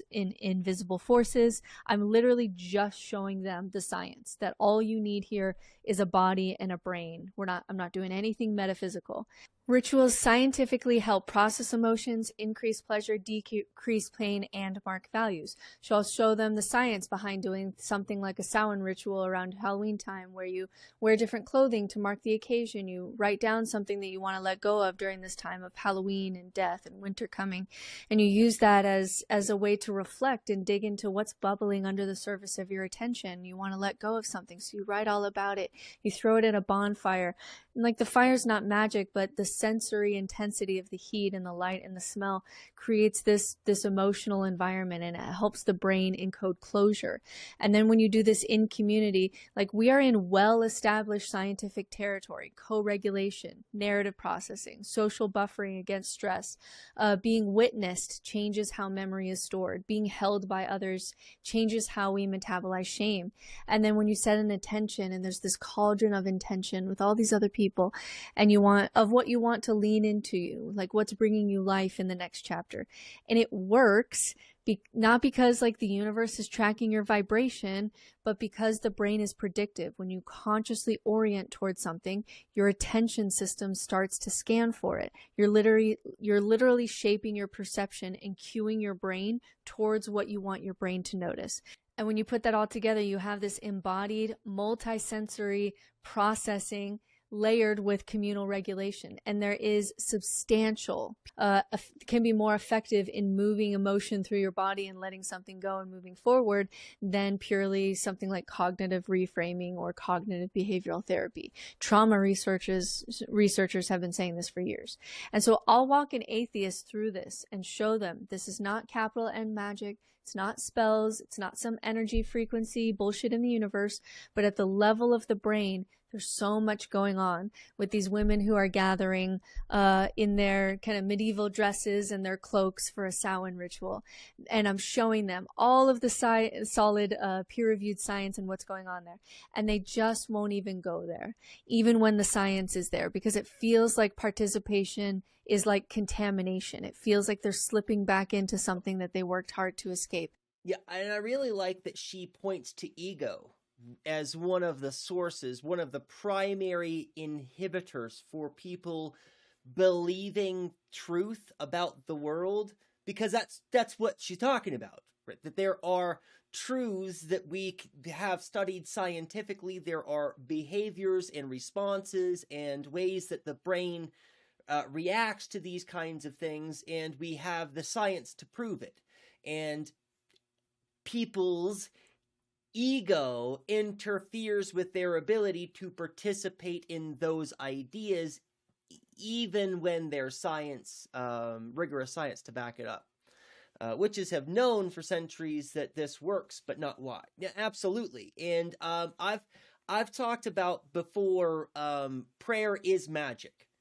And I get that with not everybody is comfortable with the word magic or capital M magic, right? But it really is when you commit to words, your will, that has power. It just does. right? In any way that you do that, it's kneeling in next to your bed and praying to imaginary God, or looking at yourself in the mirror to tell yourself that you're valuable and worthwhile. In either one of those cases, you are committing your will to words. And when you commit your will to words, you notice your body responds to that. You care about you and what you say, actually. Yes, it's affirmations. Exactly. And this is one of the things that I talk about, the reason why I keep a tidy room and that I keep myself well groomed. It's not because I want to be attractive or because I think that those things are what professors are supposed to do, or right. I'm not trying to live up to any kind of roles or expectations or anything else. I do things for me to make me feel better, to make me feel valuable. When I take the time to prepare a meal for myself that is not just, throwing something into the microwave. When I take the time to prepare the food and taste it, and, I'm letting me know that my time is worth me, right? That I am a valuable being that is worthy of that time and detail and attention. I'm affirming myself in that kind of care. And this, not everybody thinks about this that way. I bet a lot of people who, I imagine that a lot of people, when they realize that they're hungry and they want that desire to be satiated, that they have a different relationship. Some people might be grumbly. Oh, I can't believe I'm hungry, or there's nobody else to fix my food, or what am I gonna eat? It's this anxiety thing over again, right? And it really isn't. It's. I was about to say something a little that's not quite right, because it's not just as simple as having the right attitude, right? It's not right. It's not just change your attitude, sweaty. But there are opportunities, I think, that people have to affirm themselves, to build themselves up, and in a lot of those instances where people have the opportunity, they might miss that, right? They might be short with themselves or impatient or some other thing that's not a healthy relationship to their self. And that's for me, as my personal journey to being more in touch with myself, paganism is what got me there. Paganism is what got me on the journey to thinking more reflectively, to thinking more critically about this thing and what this thing wants, where this thing wants to be and where this thing wants to go, and what this thing wants to accomplish, right? Because for most of my life, I was just letting the universe push me and direct me and taking the opportunities that came to me. And now I'm starting to understand that I should be seeking out opportunities. I should be looking for things that I want, not waiting for the universe to bring it to me, right? That's my responsibility and only mine. And that's a realization that came from coming to know myself better over time. And I'm not there yet. I still get upset and don't understand why I'm upset. I still get angry. Sometimes I get angry with myself. So I'm not there, but always trying to move in a direction that's more toward a myself that I want to be. Simple in concept, hard, constant work. Yes. I think it's a kind of vigilance. It requires, and as I was saying earlier, it's help. You will fail, and that's okay. That when you fail, that's when you simply pick yourself up and keep trying. Just you will fail. You will fail at being a better you. You will fail sometimes at being the kind of person you want to be. And that's okay. Because you still have an opportunity today to change how tomorrow ends. Right? You still always have a chance, regardless of how you've made mistakes or what kind of failings you've had in the past. You can still change how tomorrow ends. Or it feels like they're losing their identity as this like rational robot. And I understand that instinct, like either you've been burned by magical thinking and so you overcorrect, or you have this identity being a person who just doesn't do woo-woo stuff, right? And so you want nothing that even resembles it. But rejecting something like ritual, that's only one part of what religions do. But by rejecting, in this case, ritual entirely, because it sometimes comes in supernatural packaging, is like rejecting all of music because hymns exist. And you can drop the metaphysics and keep the mechanism. Not everything that looks spiritual is irrational and woo-woo. Like some of it is just deeply human technology. And I get frustrated when secular pride prevents people from accessing tools that could actually help them in life. Like these tools are just helpful. They just make life better. And I get that more in male-dominated spaces, which is why I do these kinds of activities almost exclusively with women, because so many atheist men I know wouldn't be caught dead throwing something in a fire and doing a little dance and singing a little song or whatever we do, because it doesn't look rational, because Christopher Hitchens wouldn't do it. And so they don't participate in all the ways that life are lowercase m magic. And that is frustrating for me because the science is there and not pseudoscience. Like I'm not. Well, and this is probably speculation here, but this is probably a large result of male fragility. For women or femme-presenting persons, vulnerability isn't just acceptable, it's expected. Right? In this, if we want to think of the Simone de Beauvoir typical male as opposed to the atypical abnormal female in this this conception. And the sad thing is that this idea that men can't be vulnerable hurts them. It's damaging and directly toxic, because it's not possible for someone to not ever be vulnerable.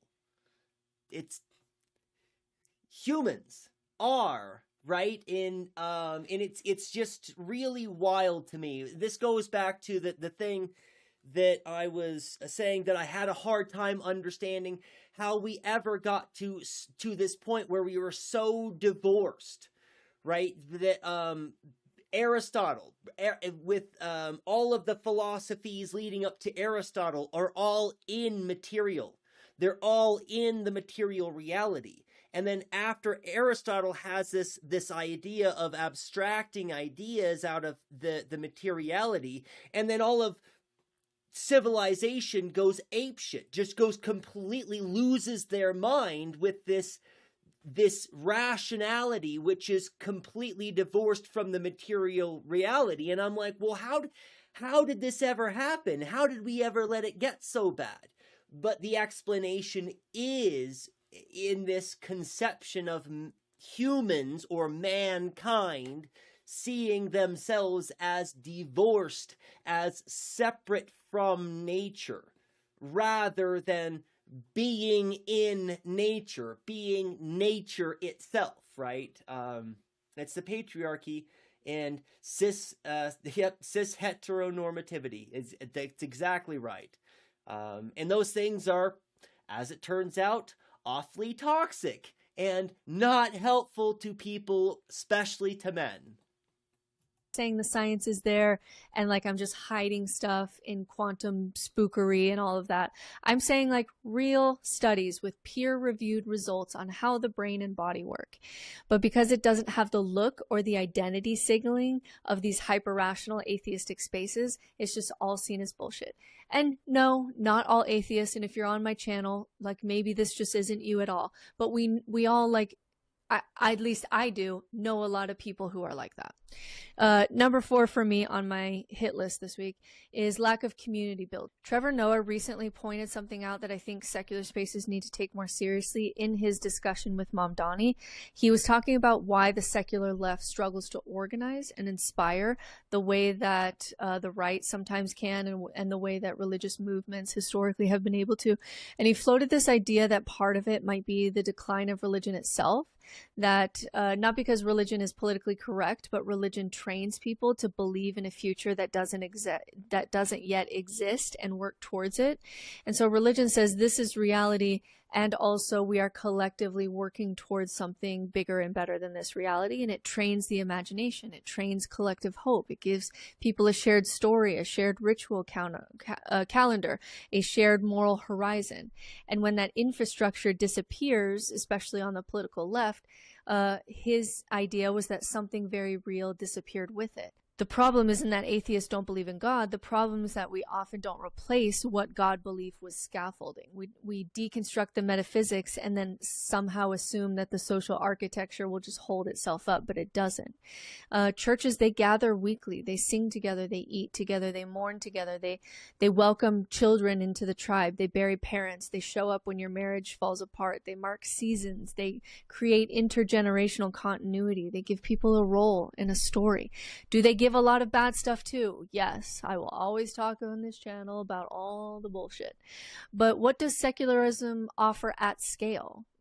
In community, a subreddit, like a debate channel, a conference once a year where we gather together, and then we wonder why religious communities still kind of outperform us in so many markers of human well-being. And so what annoys me about atheists is not that we reject supernatural claims like we should. Atheism should be the default response of just like, hey, I'm not convinced of a theistic God. That seems like a rational starting place to me. That's not my beef. It's that we seem to sometimes be allergic to building anything warm and structured in its place. Like we critique churches constantly, brilliantly, but have we ever really outcompeted them in community, in care? And so we're very good at saying what isn't true, but what can be just kind of like, I don't know, just sometimes not degrading, but like, sometimes it just gets tiring is what I'll say. Just being in this online space where it's all critique and no solution. And if atheists couldn't speak except speaking of parallels to the left. for if they have actual alternative ways of thinking for community and they are a part of the solution, I think there'd be very few atheists talking. And so this loops back to everything else on my list. If you dismiss ritual as bullshit, you won't build embodied practices. If you dismiss spirituality as stupid, you won't create story and symbolic depth that are going to bring that's going to bring people together. If you dismiss religion as indoctrination, you won't study about how it was so psychologically resilient. If you pride yourself on being purely rational, you won't invest in emotional infrastructure. And then these secular spaces start feeling thin, and that's what frustrates me. It's not that atheists are wrong about God. Like, I'm an atheist. I don't believe God is coming. I don't believe in any ultimate grounding. I accept the basic evolutionary story.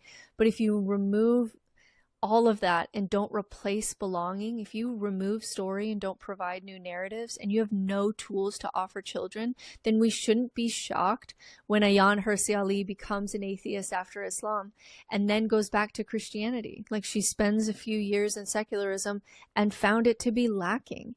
And so we shouldn't be surprised also that people are returning to political religions. We shouldn't be surprised when the children of atheists, now, in the data, they are kinder than the children of Christians, but compared to their religious fears, they often have more anxiety and a lot of issues with identity and belonging and security, which is why atheist children sometimes will have higher anxiety and depression, because they're operating with less tools than their religious peers.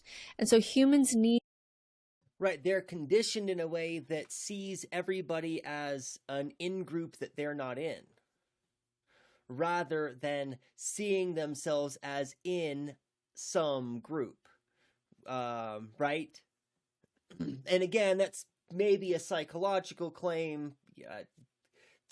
I can't make sweeping judgments about how people feel about things, but that would be my take.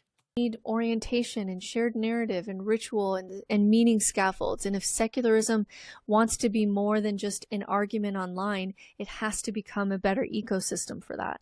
And what annoys me about atheists is too many of us just like to stand on the high horse of being better than religious people and critiquing religion, which is really fun. Like, it's really fun to be that guy. But then I just think too often we stop there. And I can tell on social media, because I'll do so many posts on ways to rebuild, on ways to raise secular children, on ways that I've rebuilt my own life, on spirituality. I do lots of videos on that content. The reason that nobody sees them is because nobody watches them, because they don't tap into that like righteous indignation feeling, right? My videos that talk about why some religion doing something is problematic, those do really well. You get to feel like they are the problem, and it taps into something really tribal. But when I talk about rebuilding and all the complicated, hard ways of, for example, rebuilding a family, even a family system where the kids get all the benefits of the religious kids, but without the religion, those are hard, difficult conversations. They're complex, they're nuanced. And when I do those videos, like, nobody listens. Nobody listens. They just want that quick dopamine of religious people are stupid. And those videos do really well. And I think there's something like addictive about that that's revealing to what's going on sometimes in these atheist spaces. And my next beef, I don't know if it's going to be my... Addictive in the way, in a, what I would say is in a syncopathic way. Is that the right word?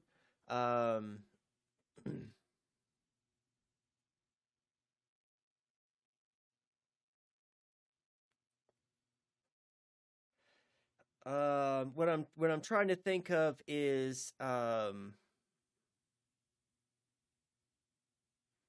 AI is trained to be sympathetic toward you, to mirror you, to build you, to glaze you, and that's why it's addictive, or part of the reason why it's addictive. But it's also, I think that it's very true that there's this dopamine hit that people get from feeling superior to other people. And that kind of thing is addictive in itself. And in a way that is self-aggrandizing. It's not like it's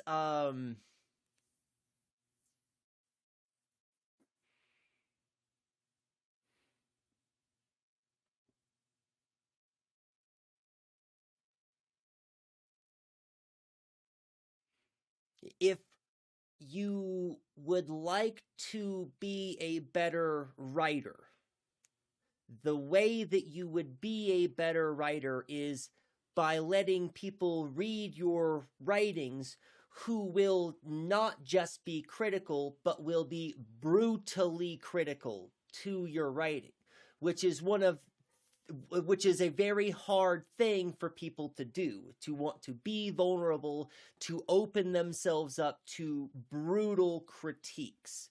We want the other. We want people to tell us that our work is good. We want people to tell us that what we're doing is right. We want people to confirm our identities, rather than us sharpening our nails against the shields of good arguments.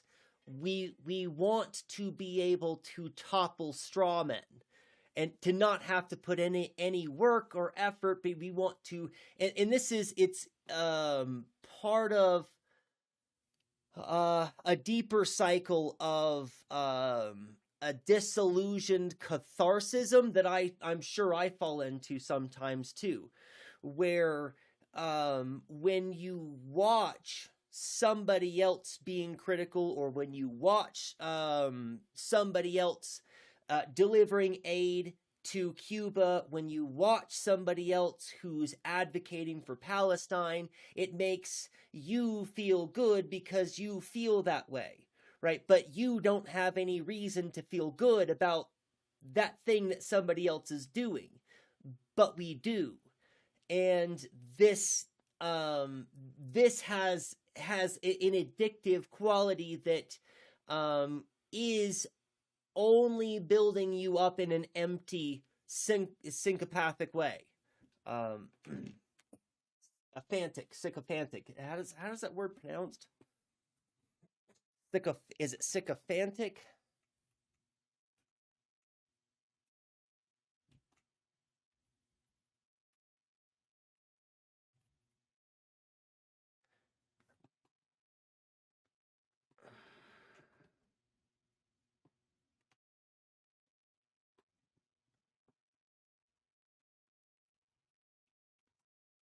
Let's type in what that's not the way that it's spelled.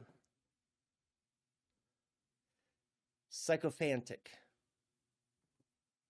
This is the word that I'm trying to say, in case I'm not doing it, in case I'm not pronouncing it correctly and I haven't been paying attention to PubNub, whether they've got it correctly.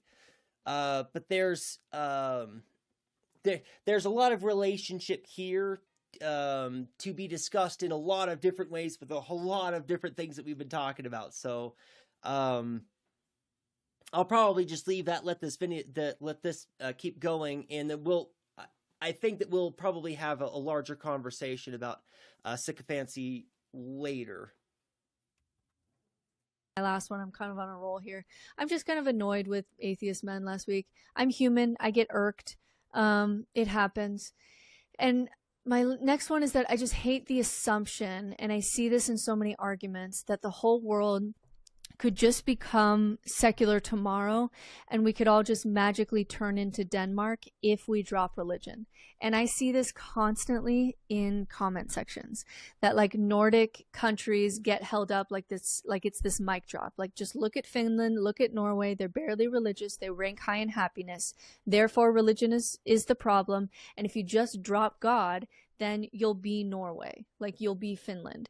And I'm not against becoming more like, well, okay, so I have done a lot of studies on both of those countries, actually several of the Nordic nations, on their happiness scales and on their religiousness and their religiosity. And as it turns out, that even though those nations, those countries, are largely irreligious, they are also nations that have lots of ritual, lots of culture, and they're a lot of those Nordic countries are populated by smaller communities, right? They don't have the bustling metropolises that we have. They have close-knit communities. They have and have long had social welfare programs and initiatives and organizations, and they do things. They do those things. Right? They have something which, and that might be something that they get to in a minute, but it's not that they simply don't have religion. They have those kinds of the kinds of structures and apparatuses, like she was talking about, that are robust, that are warm, that are meaningful, and are entrenched in history and heritage and those people's lives over time, which makes a big difference, right? Like Norway. Like, I like social safety nets. I love high social trust. I like functioning healthcare and low corruption, strong education systems. But what annoys me about this argument is how simple the argument is made when it gets presented. Like, Finland did not just wake up one morning, lose belief in God, and then become a stable, wealthy, educated, high trust society overnight. These societies have extremely high levels of social trust, low corruption, strong institutions, robust welfare states, high literacy, high education attainment, and like relative cultural, like they're culturally homogenous. They're kind of more similar than they are different as far as diversity levels. There's low levels of violent crime. There's strong civic participation. There's wealth, there's infrastructure. And so when you have that level of economic security and predictable institutions and healthcare and public education and low corruption, your nervous system just doesn't need supernatural stories and scaffolding in the same way. And existential security theory talks about this directly, that when survival feels stable, religion declines, not because people suddenly reasoned better, or they just got educated out of religion. It's because they feel safer. So they. Well, and think about what I was saying earlier about the early adoptions of religion in the first place. When people think about early humans who have a family member who just drops dead, doesn't have any understanding of viruses or disease or illnesses or poisons, or right, and it's something that Scary Library had mentioned earlier, that a lot of these things are witches, quote unquote witches have always known, or have long known, right? So we get these old wives' tales that are born from people trying to offer some kind of explanation. And sometimes these old wives' tales that are trying to offer some kind of explanation turn into, well, it's just the angry volcano god. And after a few generations of people talking about and accepting as true the angry volcano god, then you get people who start to say, well, what can we do to change, to make that angry god less angry? How can we change our world in this kind of way? And then it's a growing organic belief that it's a coping mechanism that helps people understand the world. But then after generations and generations, it kind of takes on a life of its own, and it goes in a uncontrollable direction. Scary Library mentioned Took Me How to Lurk. Yeah, Scary Library was talking about it. Oh, yeah.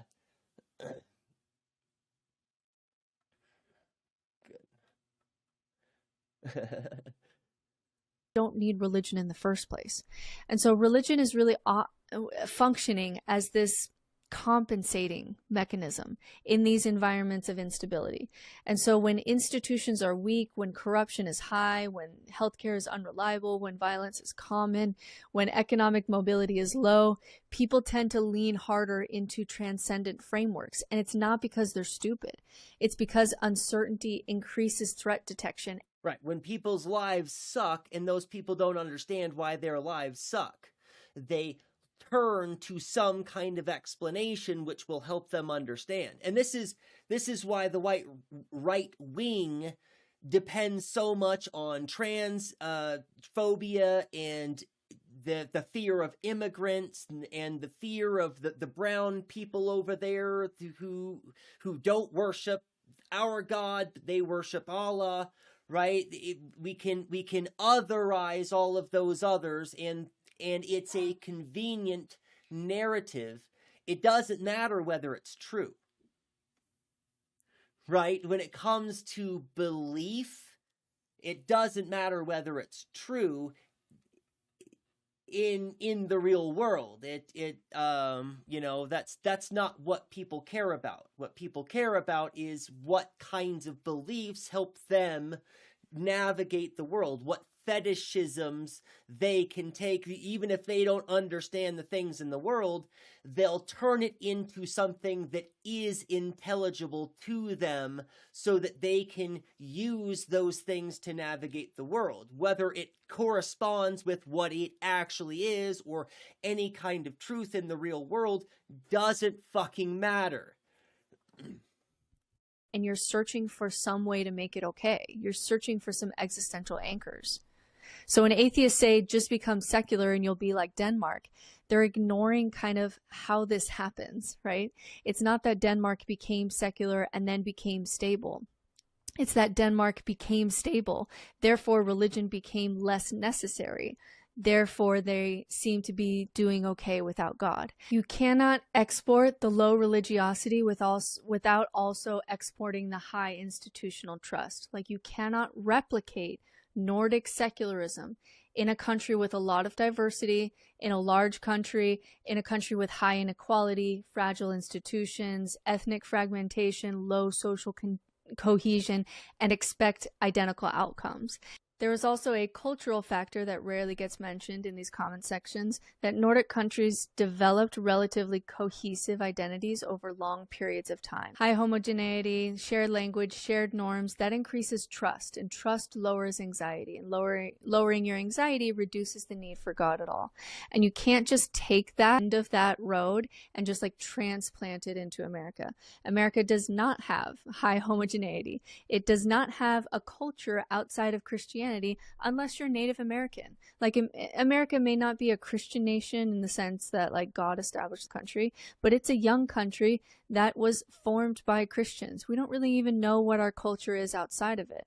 And so if secularism wants to scale, it has to first deal with sociology and economics and psychology and political stability. It has to ask, what are the conditions that allow people to be, to have our country be so good that it loosens our grip on God without causing us to go into collapse or extremism. Because if you want a world that doesn't cling to God, you have to build a world that doesn't feel existentially unsafe. And the atheists that are talking about building that in the world's most violent countries, which are also the world's most religious countries, are not talking about that. Like, they're talking about it as if the world's most violent countries are religious and the religion is causing the violence. But in those countries, there is no institutional justice. So it's not crazy that religion is high, because you have to believe in justice in the next life, or the grief of the lack of justice in this life is too heavy for a human to bear and continue on.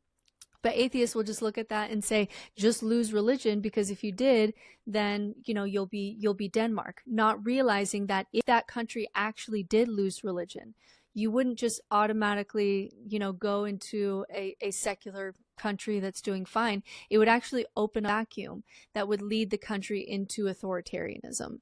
And so sometimes religion is a part of the process by which a country builds social, truths and culture and stability, and then it can outgrow God later on. But rarely I hear atheists argue that point, because when religion collapses suddenly, something fills the vacuum.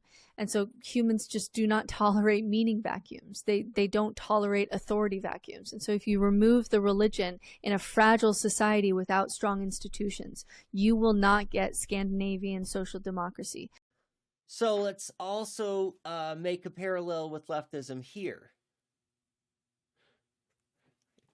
If you abolish the state, but you have no plan, no organization, no power structures, no vanguard, if you abolish the state, what you're going to get is another state that is just like the one that you just had, because you haven't changed any of your material conditions.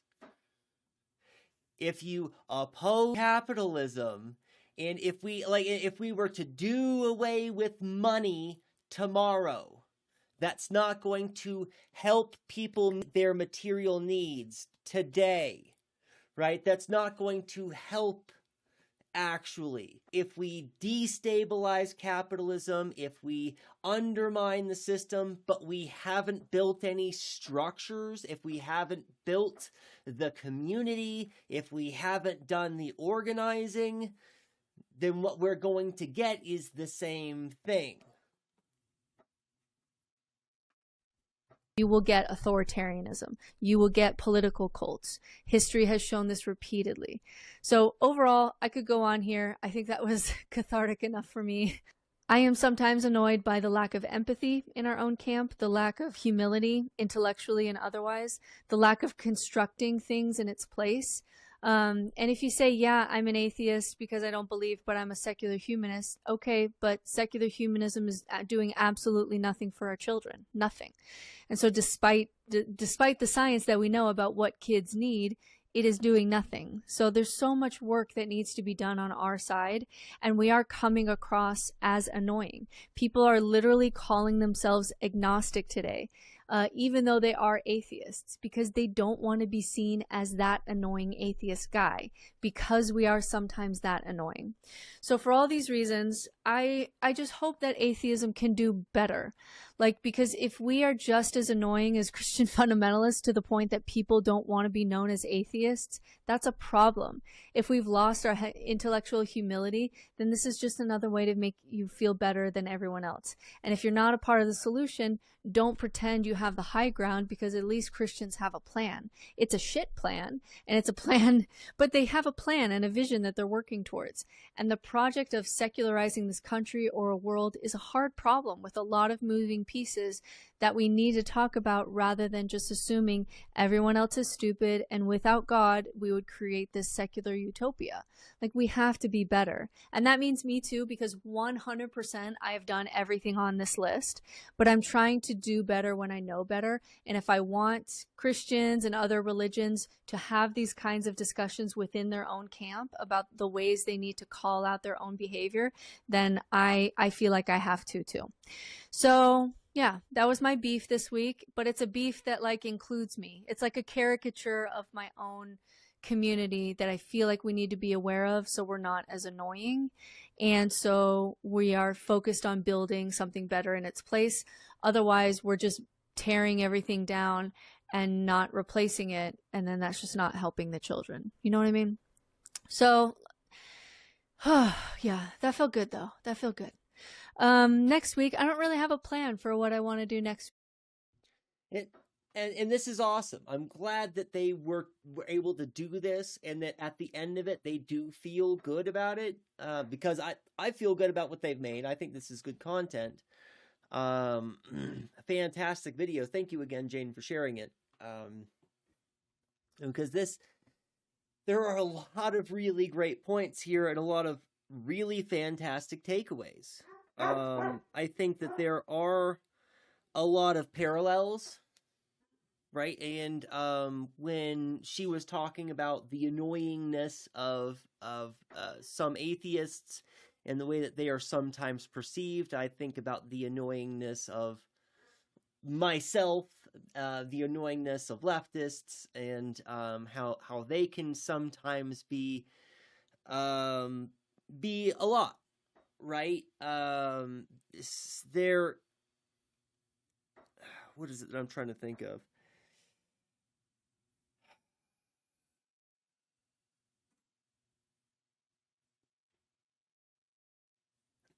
What's the recent example? Oh, the recent example that I was thinking of is a whole bunch of people were attacking Hassan Piker because of, I don't remember what it was, something that he used while he was in Cuba, bringing aid to Cuba, something that he used while he was there, turns out is tied to Israel or something, and he just didn't know in advance, didn't realize, and received a whole bunch of hate, and a whole bunch of people are piling on top of him, and the critiques are not right. If somebody points it out and says, "Hey, Hassan, you should probably use something different. I don't know if you know. Let me bring this to your attention." That kind of thing is fine. But when you have a whole bunch of people who, and it really is just people, and this is going to be one of those, I'm making a psychological guesses about the mental states of other people, but it seems to me, right, for people to engage in this kind of dogpiling on Hassan is just so that those people can feel superior, right? Hassan is in Cuba delivering aid to people who need help. What the fuck are you doing that you feel you have the right to critique Hassan Piker? And and I don't agree with all of Hassan's takes. I don't watch Hassan, but I'm not going to spend any time naysaying somebody that is actually bringing people to class consciousness, bringing news and the reality of the empire's hegemony to people's attention, bringing people left, which I think Hassan probably does gravitate people towards the left. In all of those things are not bad things. Not my cup of tea. I don't have any desire to be a Hassan watcher or a Hassan orbiter, but I don't feel the need to get some kind of superiority from crapping on somebody that's doing good work, that is doing material work, doing stuff in the real world with real people to make other people's material conditions better. Nothing but support for that. And it's not helpful. And I think that's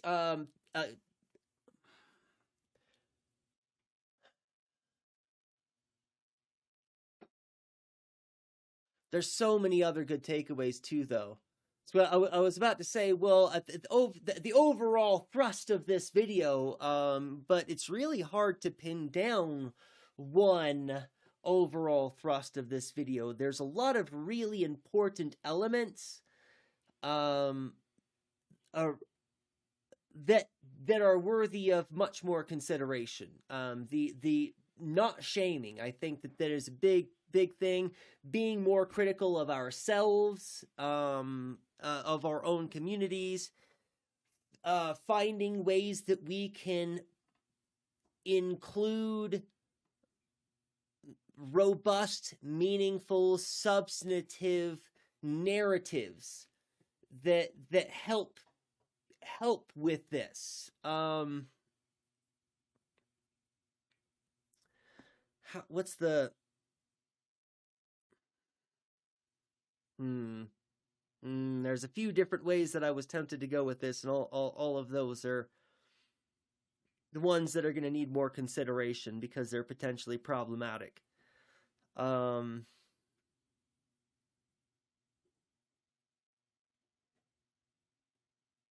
going to think about that one.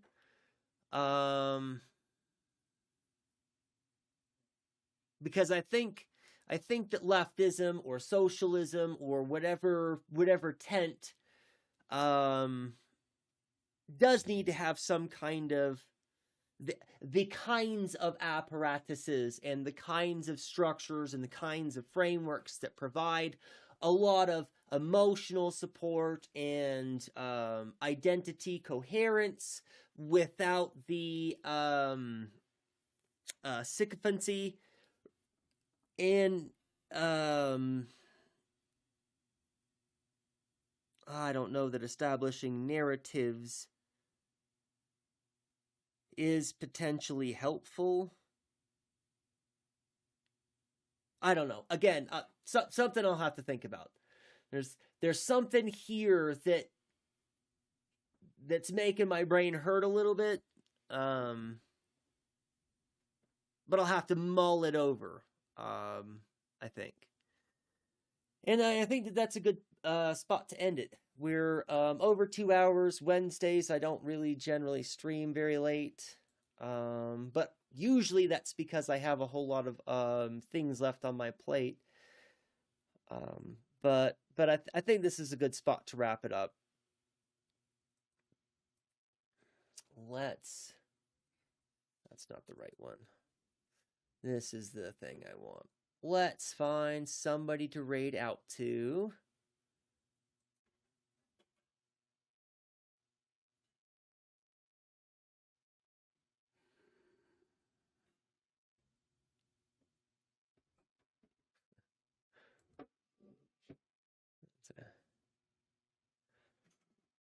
Okay, who have we got?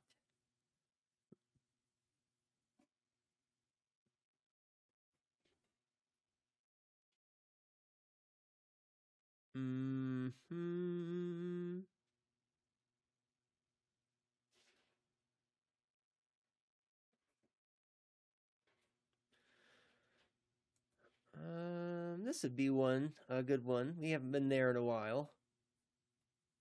Yeah, it's been a while since we've been over to Ray K, so let's go check them out, see what they're up to lately.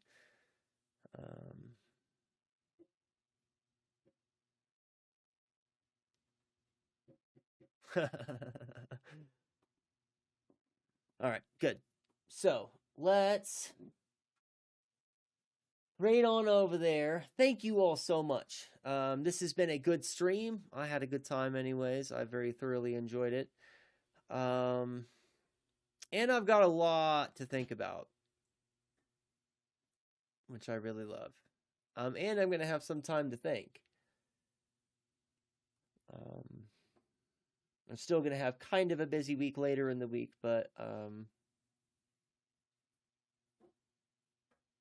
anyway,